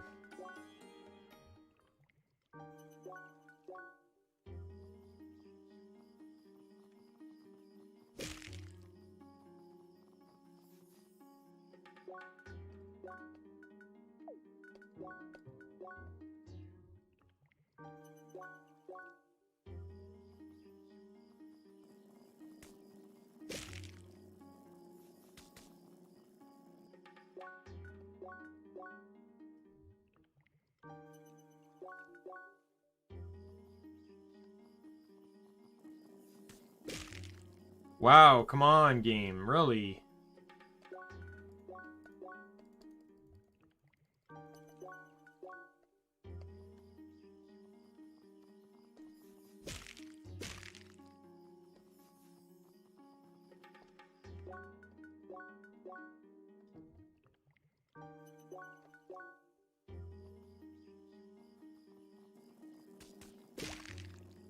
Thank you. Almost made me wonder for a second if the load farming was even working. It bugged out for some reason.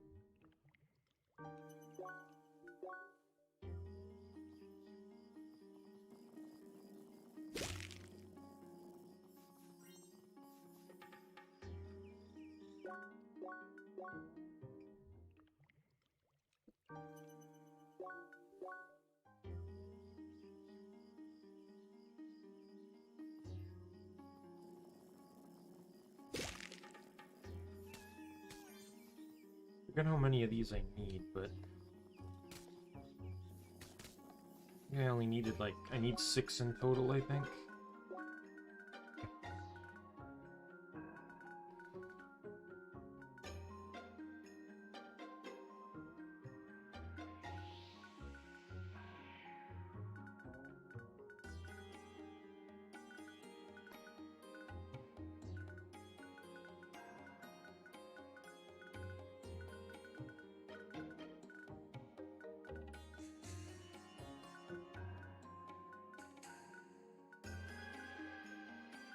Yep, 6. I think that's it.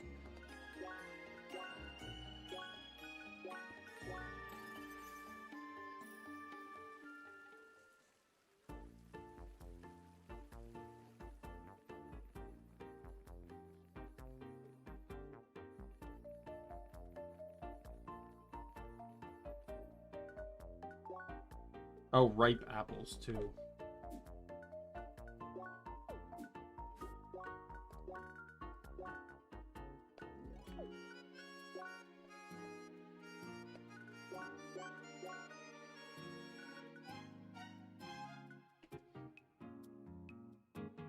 Alright, well, these ones should be easy, because if I can just find a small patch that maybe has an omega in it,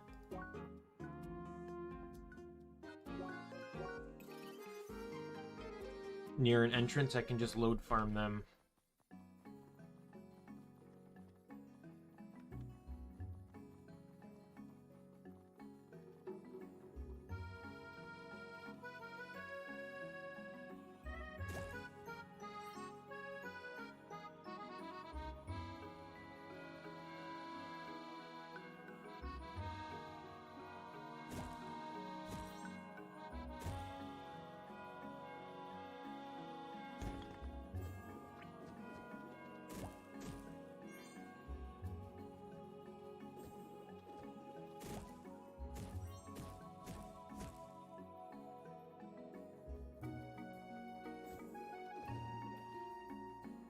That's a good spot right here.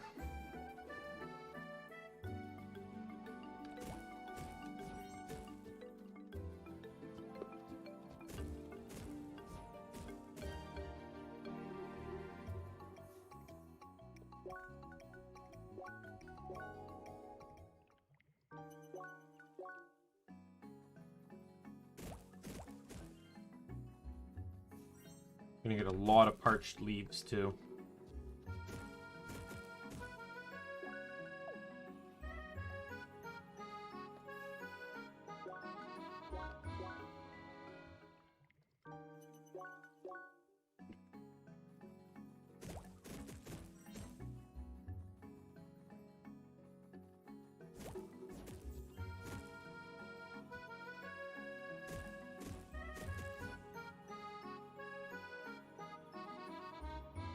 Alrighty. I don't know how many apples I'm getting here in a run, but this hopefully will be fine.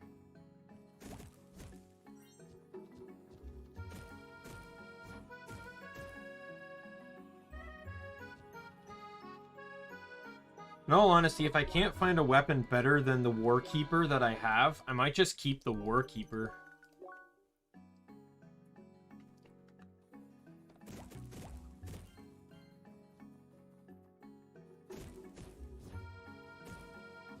Never even considered farming plants like this, to be sure. Like, my god, is this saving me so much time?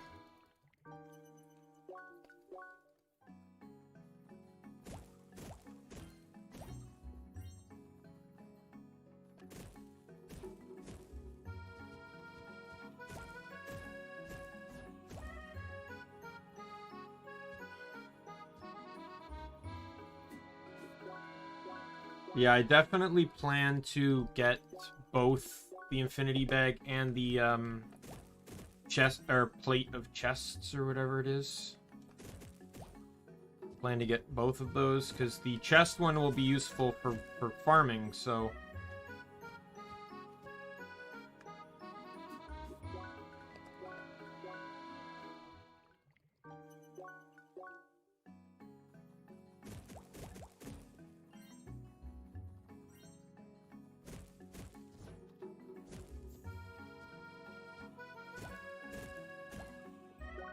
I know I need 18 of these.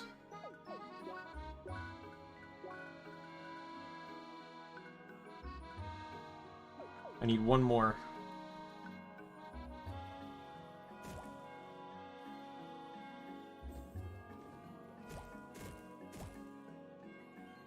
Game, don't do this to me.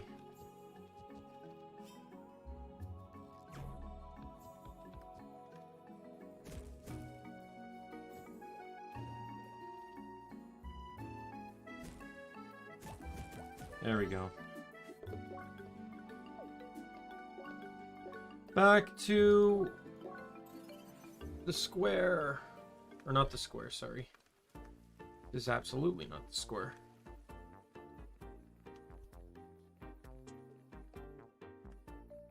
This is the harbor.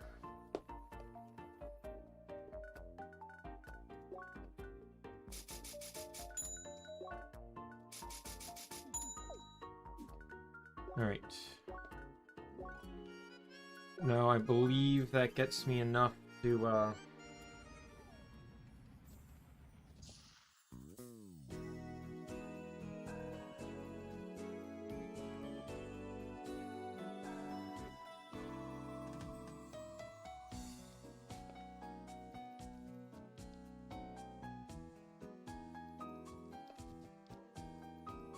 I know I still can't buy it because I need lapis. I got 15 now. Oh, did it make multiples? I'm stupid. I already had 3 and I bought 6, so I got 2 per. So I didn't even need to make that many. Oh well. Yeah, I need 6 lapis. I need 11 lapis. Apparently there's a guide here.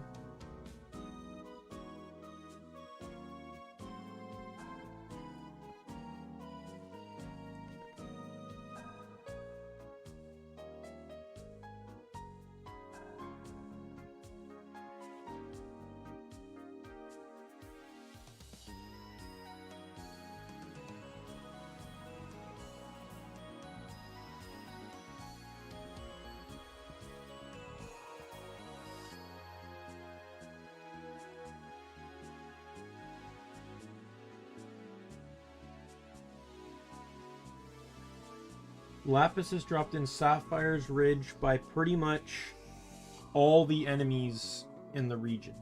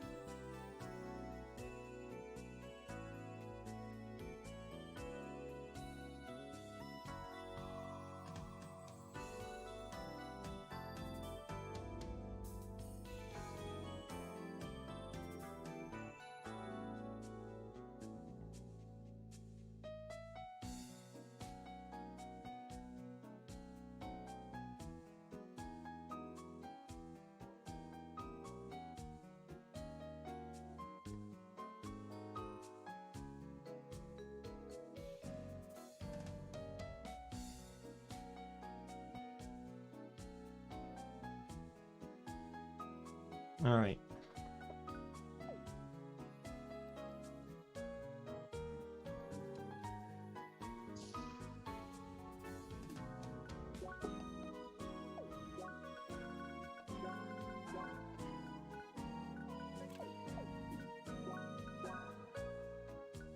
Now, I am going to...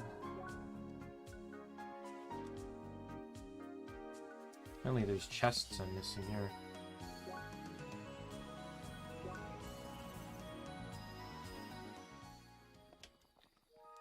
I specifically wish to target the spiders. Now, these things get a boost.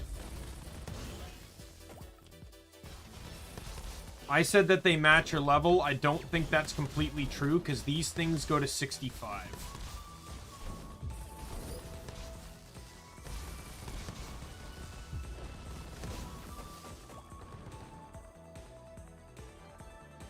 Now, I need a C rank to be able to get these things to drop anything.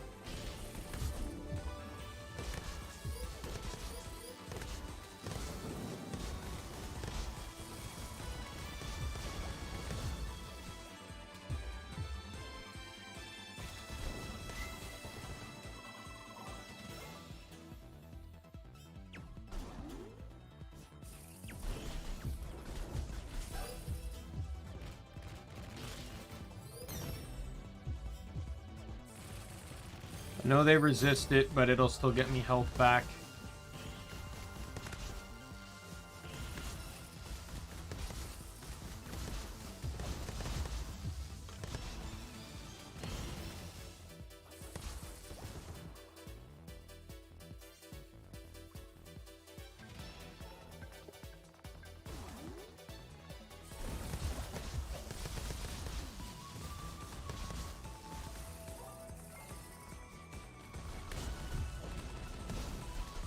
I think there might be a panda underneath these guys. I keep going down. I think the pandas will have a higher drop rate of it. Yep.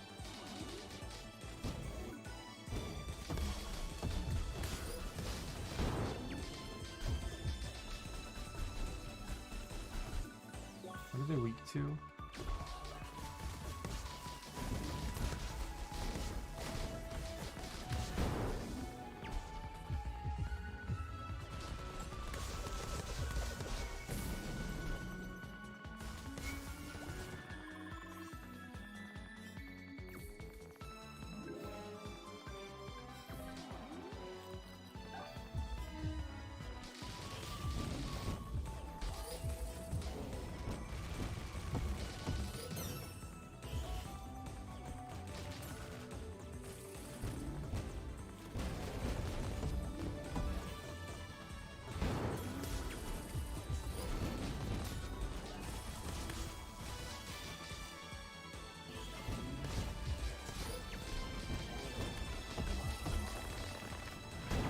This is going to be an interesting grind for sure. I know I already got one.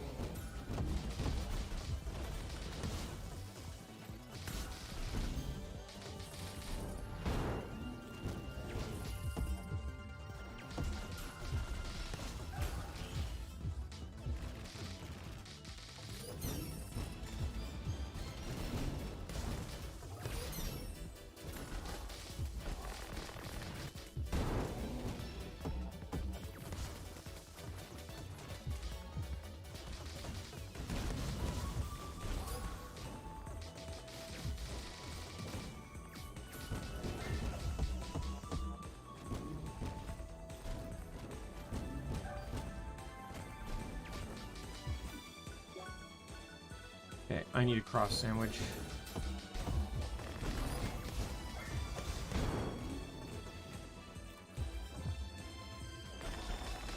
Oh, I didn't have enough energy. If I had enough, he would have been dead.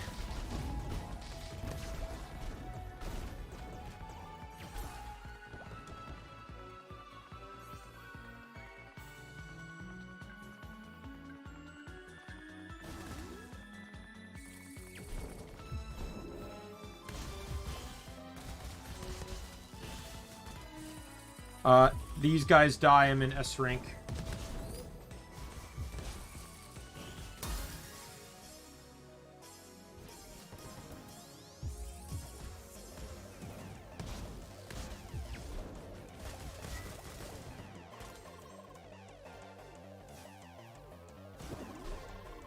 Yeah, I don't really want to fight these guys. Not gonna lie.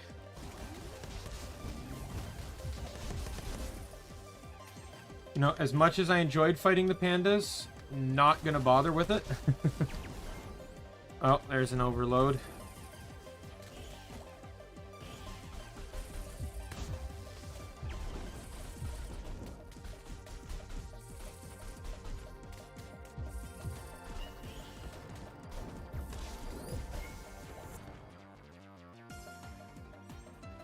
Might fight this one, though, because this guy's by himself.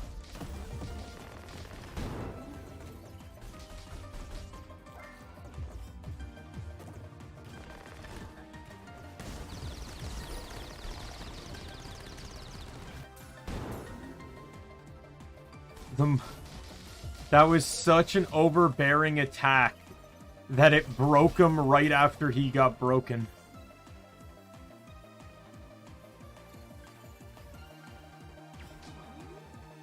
We can pull him over here. I think these guys are almost guaranteed to drop one. Oh, God.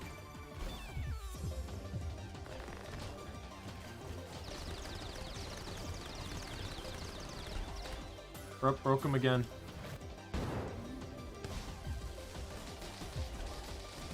I think that artillery attack is going to be the way to handle these guys.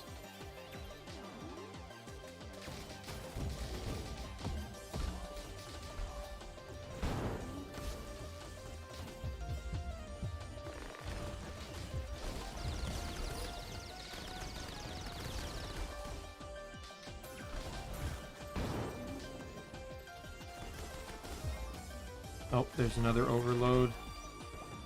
He's dead, and that's another lapis. Yeah, I think the pandas are going to be the trick here. If I want to get fast lapis.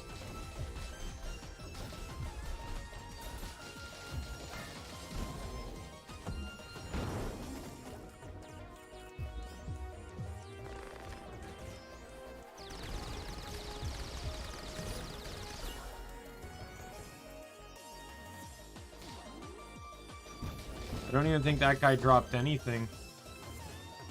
Come over here. Come over here.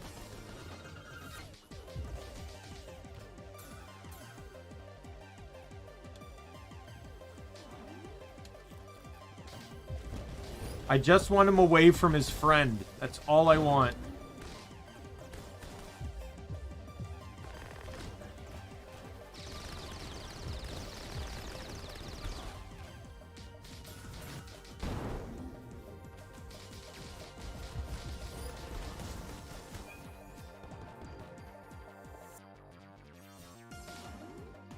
Oh man, this is really working out.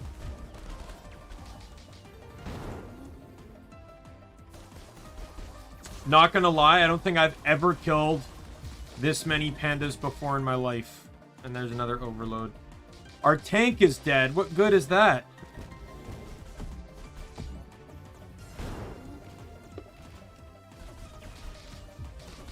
He'll either respawn once combat's done or after a certain amount of time.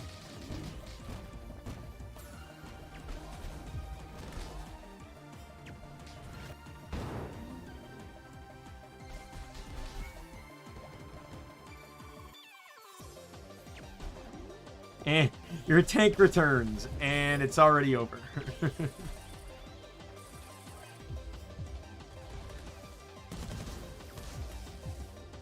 I remember once I was fighting the blue hedgehog doing that quest, and Emily died 3 times in that quest. Oh god, I got all 3 of them.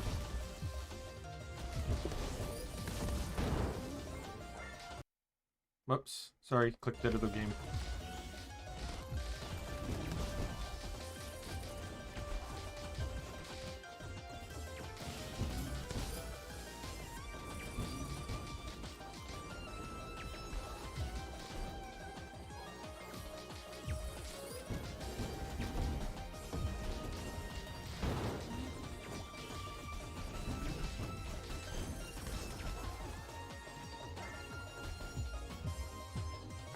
Die!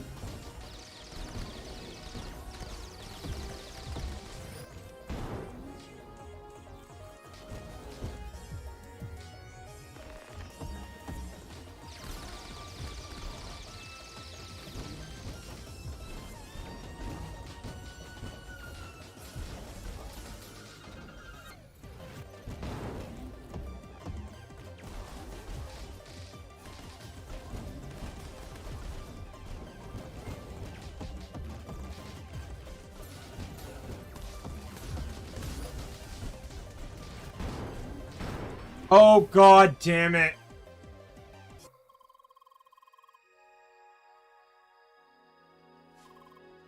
I really hope I still got to keep all the lapis. I don't think I did.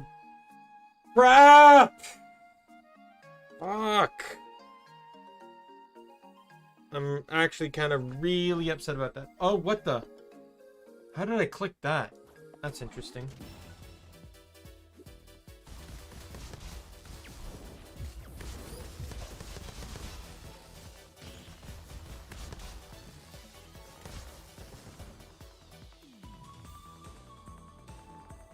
Well, I need to get up to C rank again.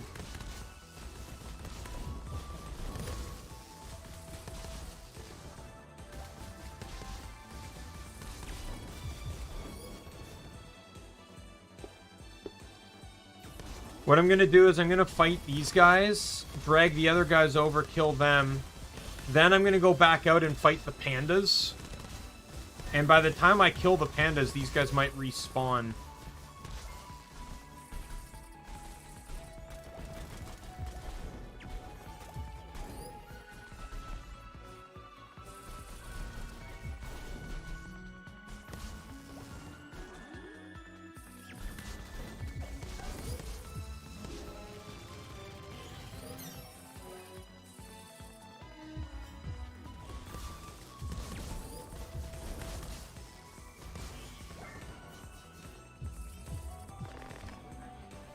Just realized he resists cold.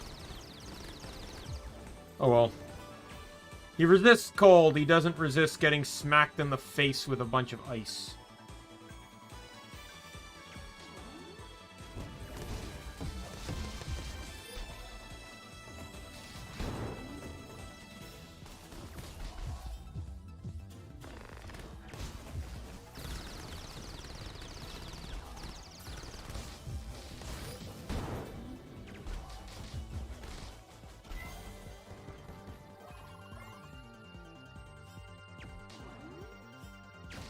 Yeah, I think Joran's big issue is he's getting status with the burns a lot because he keeps attracting their fire attacks. And I think that's why he died, is he's just getting overwhelmed with all the burns.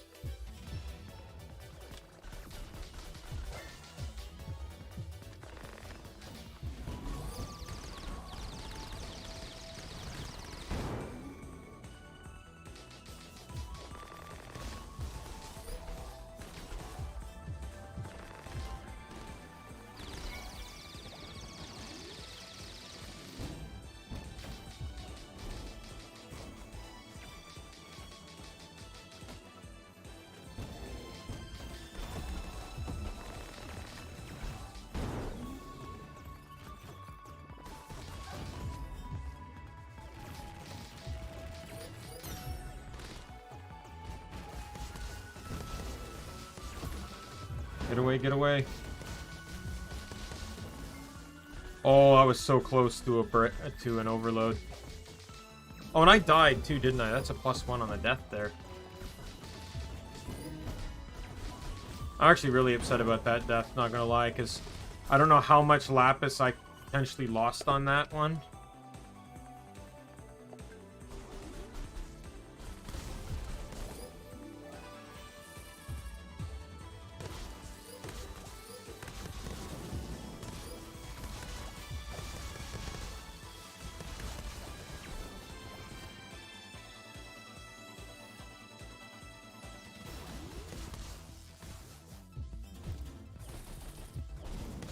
This guy will get me to S. Nope. These guys will get me to S. Oh yeah, I didn't add one for the initial S rank on this map. And I'll add one again now. Dun, dun, dun, dun, dun, dun.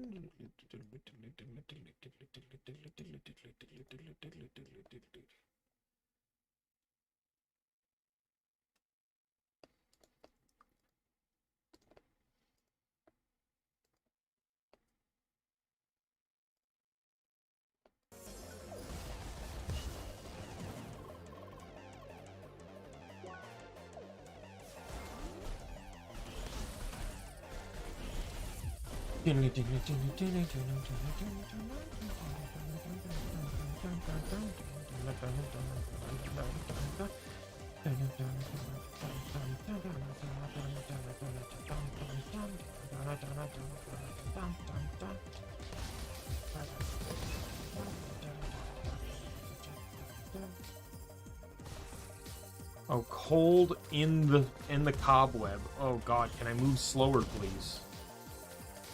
That's like that 6 hour. What was it? It had to be over 6 hours where Baru and his friends did that challenge.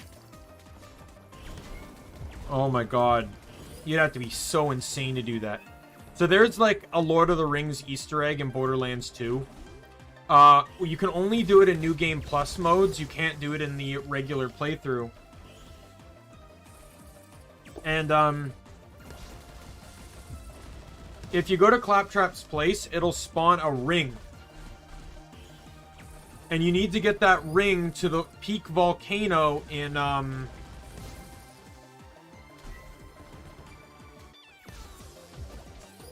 the peak volcano in Iridium Blight. However,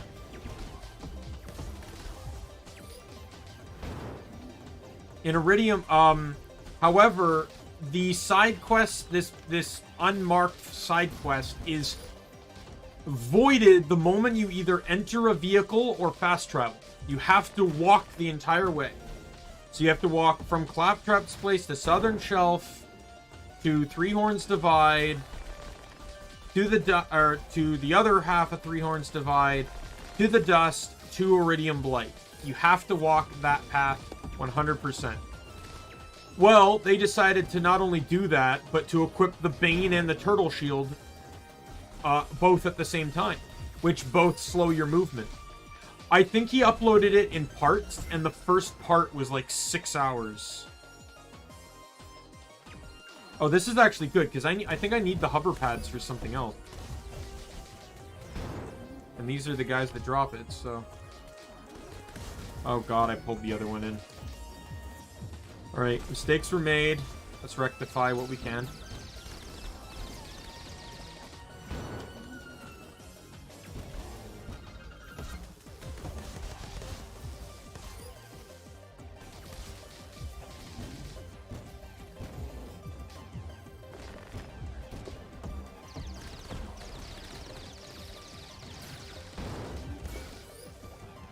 He's dead. Oh god.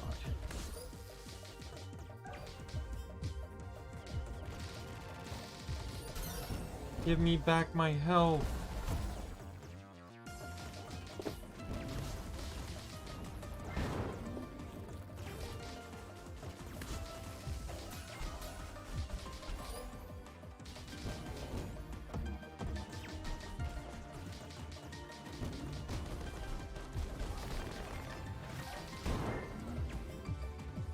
I'm glad to know that they can't trigger the other panda, but... Alright. I think I might have it. What I need for Lapis. Like I said, I'm not too worried. I just want better gear than I have now. But I'm not too worried in general, because once I beat the game, I'm going to be farming for Ascended stuff, and Ascended stuff, the level won't even matter. So as long as I can just use this to get through the game and the remaining side quests, I don't care.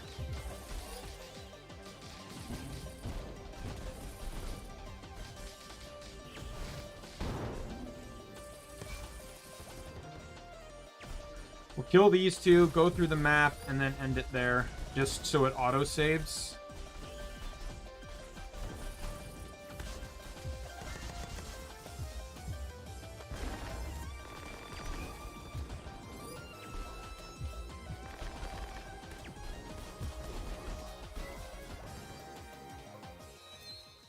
Two levels, wow. Inventory 14, excellent.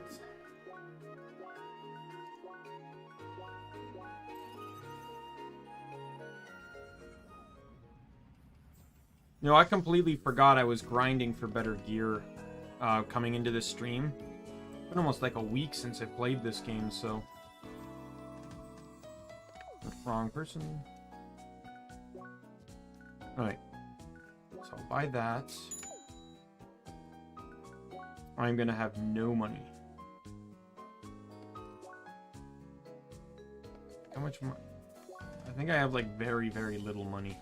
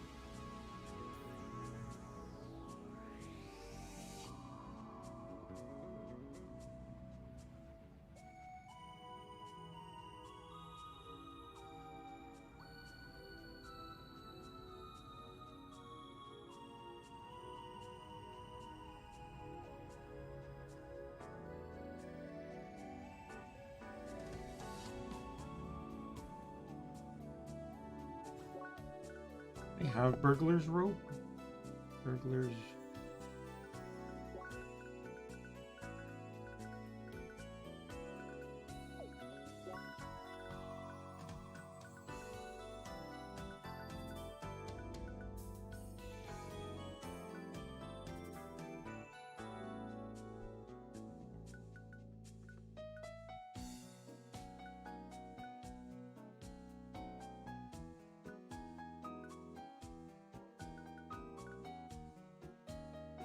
There's Thief's Band. Where's Burglar's Rope?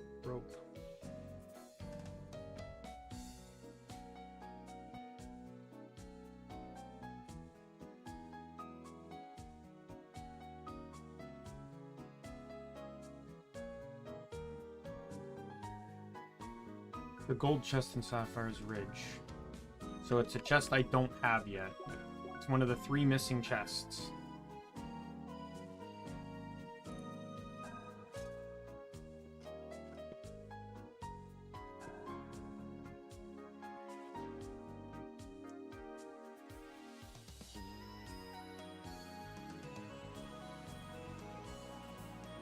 It's in the high ground. In this map right here.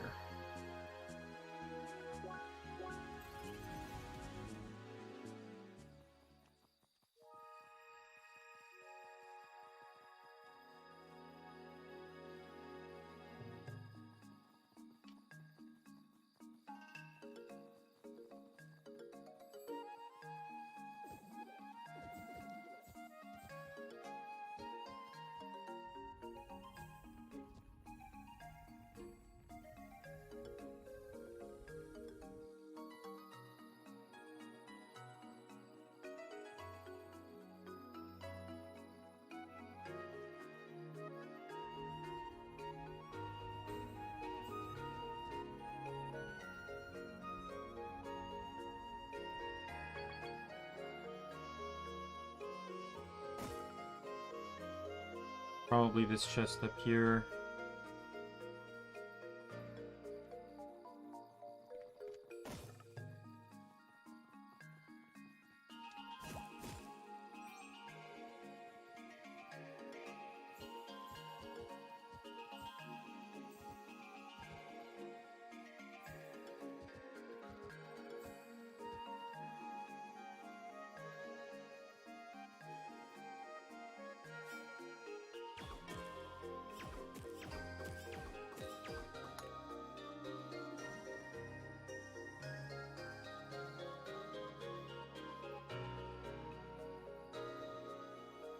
I don't even know how to get on those. Where am I supposed to jump from?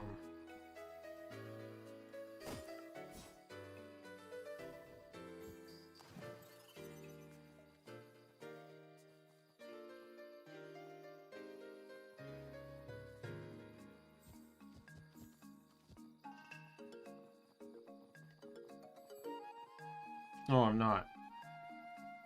Supposed to jump over from here. I see. I see. I've backtracked enough here.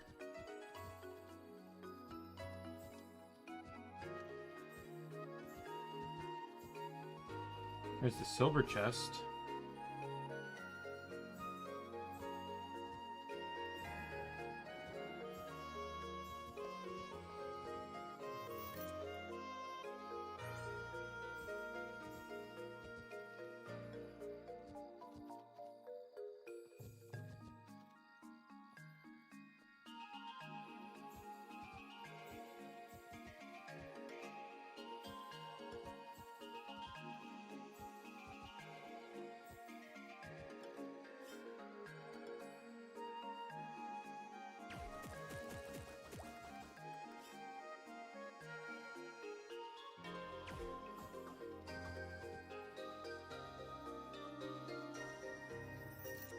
Alright, so this burglar's rope is a piece of equipment that gives you a 50% keeper bonus, which if we click, oops.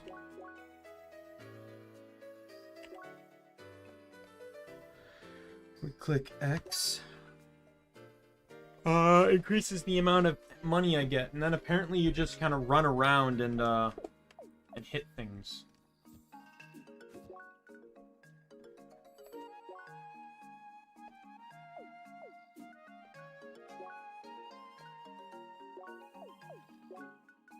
Alright. So what did I need?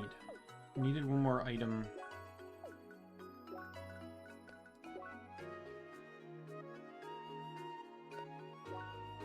Maroon chestnut.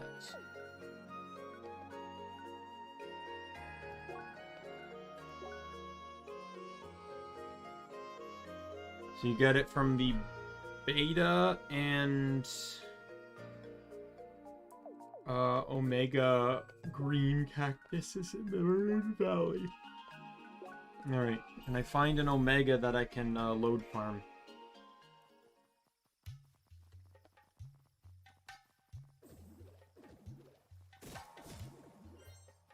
I think it's going to be really hard to find one here.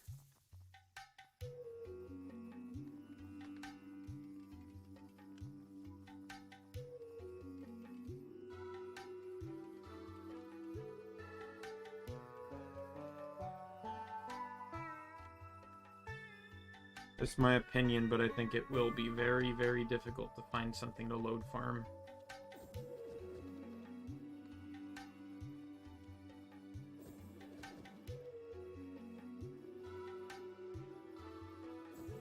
At least efficiently.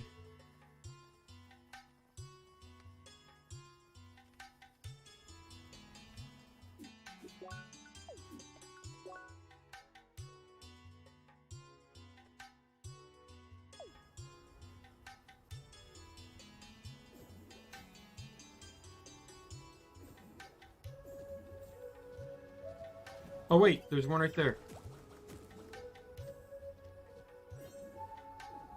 I think that's gonna be my best bet.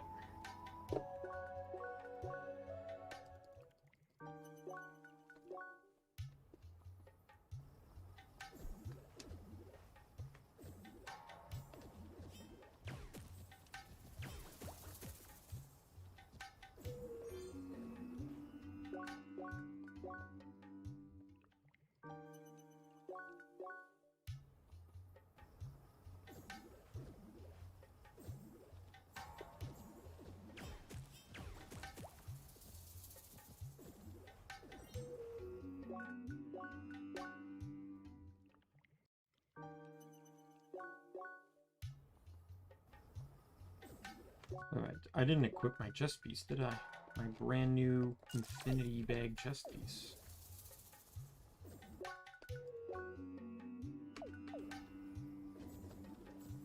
Equipment level is still low.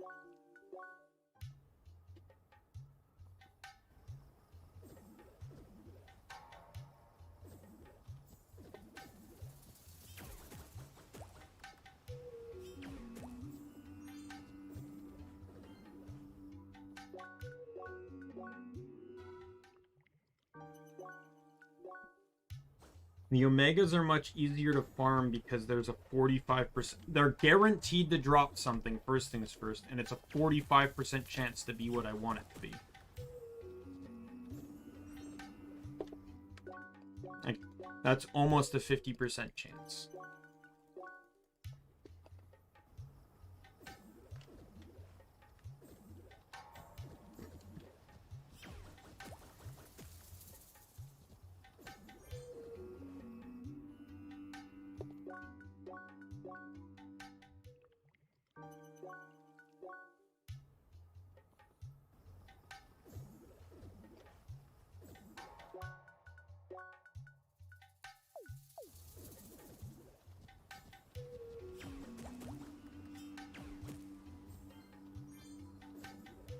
So the general consensus is that the burglar's rope and the boosters are what make you money, and there's no other real, like, surefire way to make money. Many people might say, like, oh, why don't you just sell your old equipment? Because I don't know the traders well enough to know if selling anything is actually going to benefit me. as you can see with some of this late game stuff, some of the equipment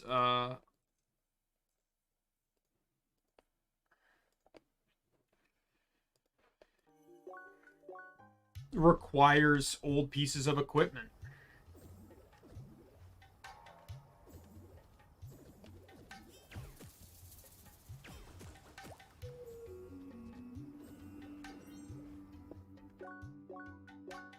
Plus, I'm kind of the person that's like, at least like not in all games, but in this game where inventory size isn't a thing or capacity, there's no capacity or anything, I don't mind kind of collecting everything. You know, every like granted, I'm not going to collect everything. I never collect everything. But I don't necessarily care to sell what I have, because to me, it's like each piece of gear is a part of the journey, and I like being able to kind of reflect upon that.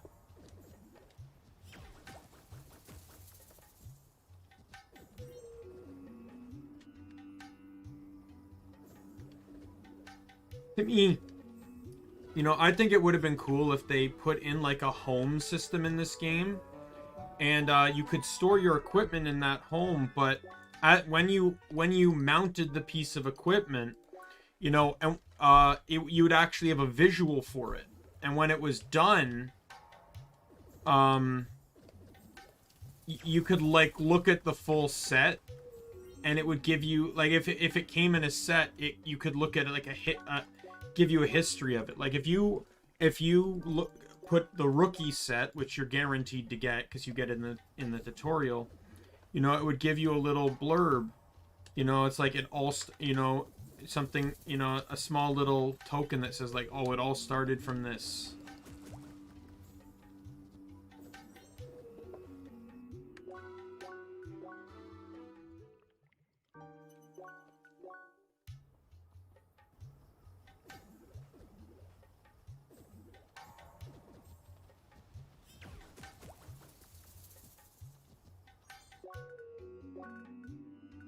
All right. Nope.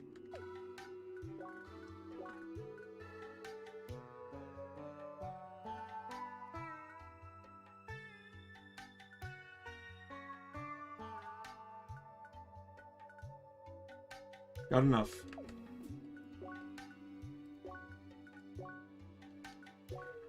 But I'm not gonna farm for the money now.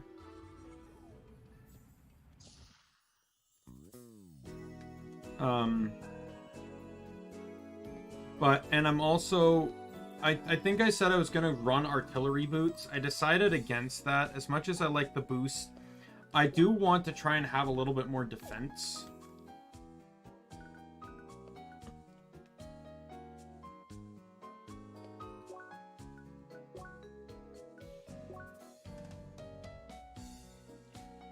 Like, these ones right here are looking really good.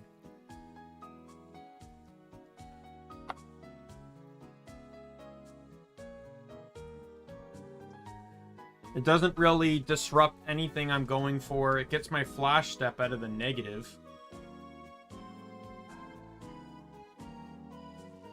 So I'm gonna write this down. Praetorian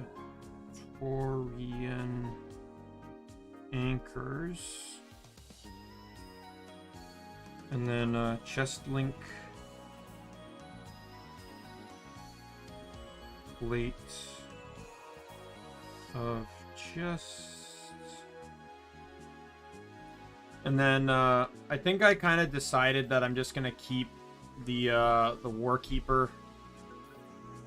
Like, anything that's better than it is just going to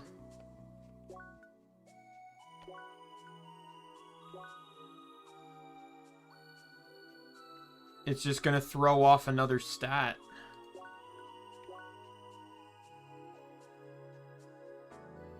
Oh no, I'm actually looking at the stats now.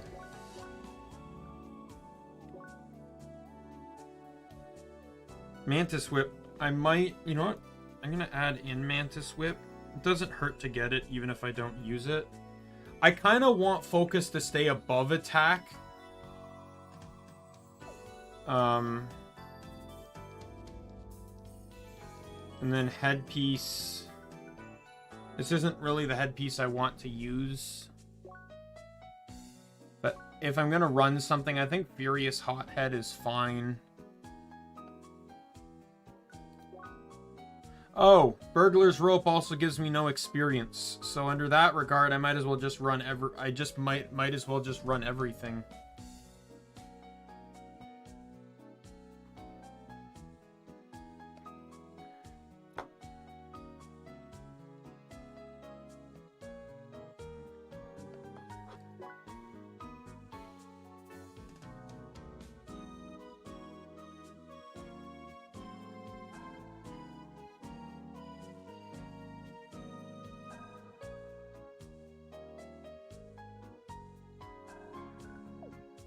Alright.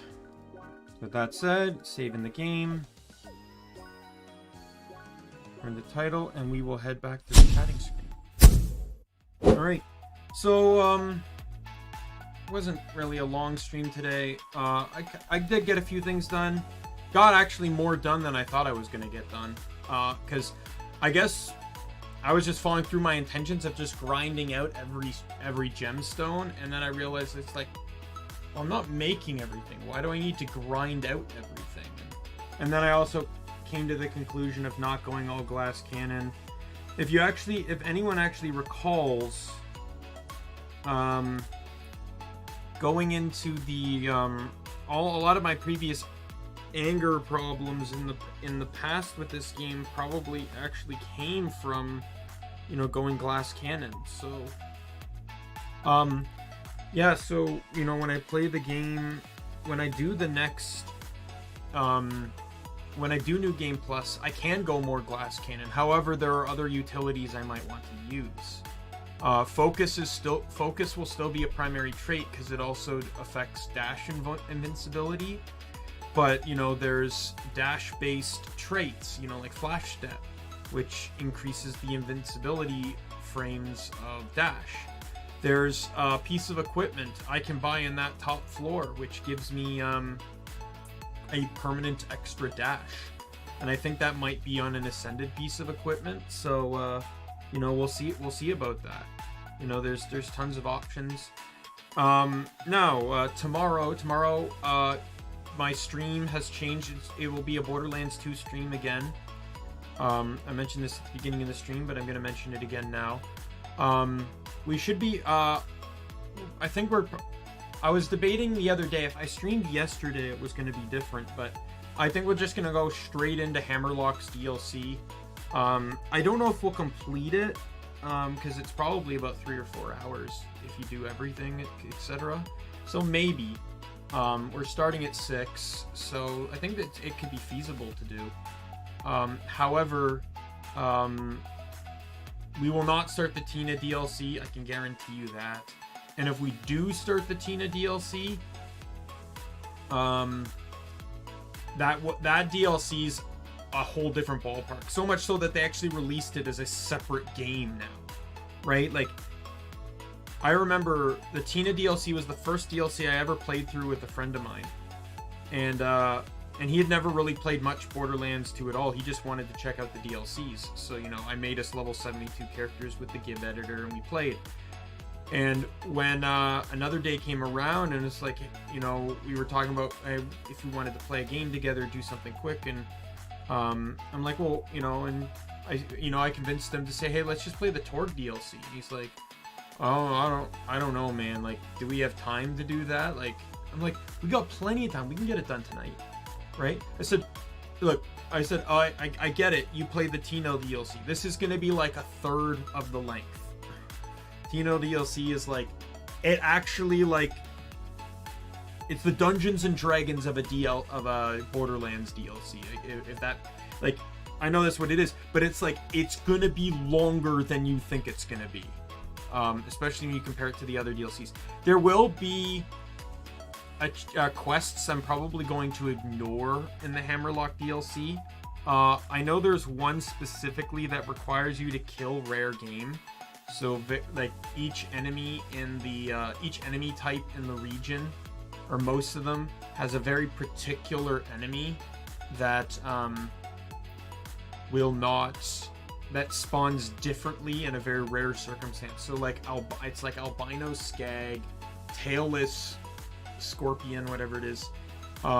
Those floating elemental jellyfish, there's a chance one will spawn slag. Boruks, which are a new enemy type, one can spawn pink. You have to kill a bunch of them, despite being rare. And the quest giver literally says, don't know when and where they'll show up, so you just have to keep an eye out and kill them when you see them, right? Like, that's literally the instructions. And there's certain spots where you can load farm them, but it's not the easiest. And the skag's probably the hardest one due to load farming. Load farming being nearly impossible, because the 2 or 3 locations in that DLC that spawn skags are nowhere near loading zones. You know, unlike the scorpions, the spore ones, and the boruks. All of those can spawn near loading zones, so you don't have to worry about them. Skags are much harder though. But yeah, that's it for my stream today. Probably do the exercise, shouldn't I? But, you know, I don't want to get lazy. Alright, so just got my elastic here again. Just gonna do the standard arm exercises.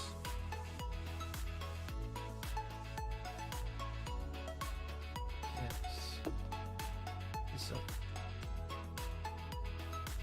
Ready?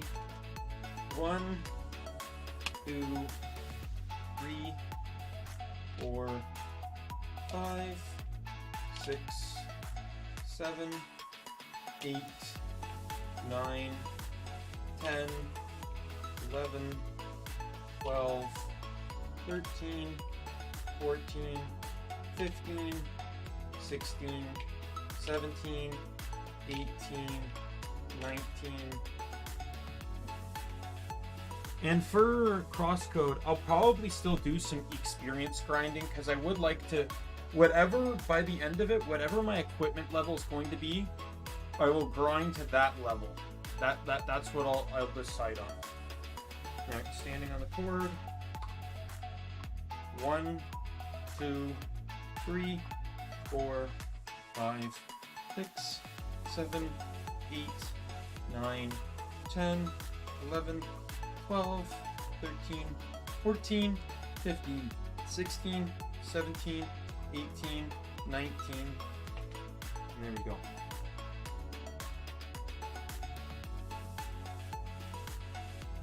I can clear that.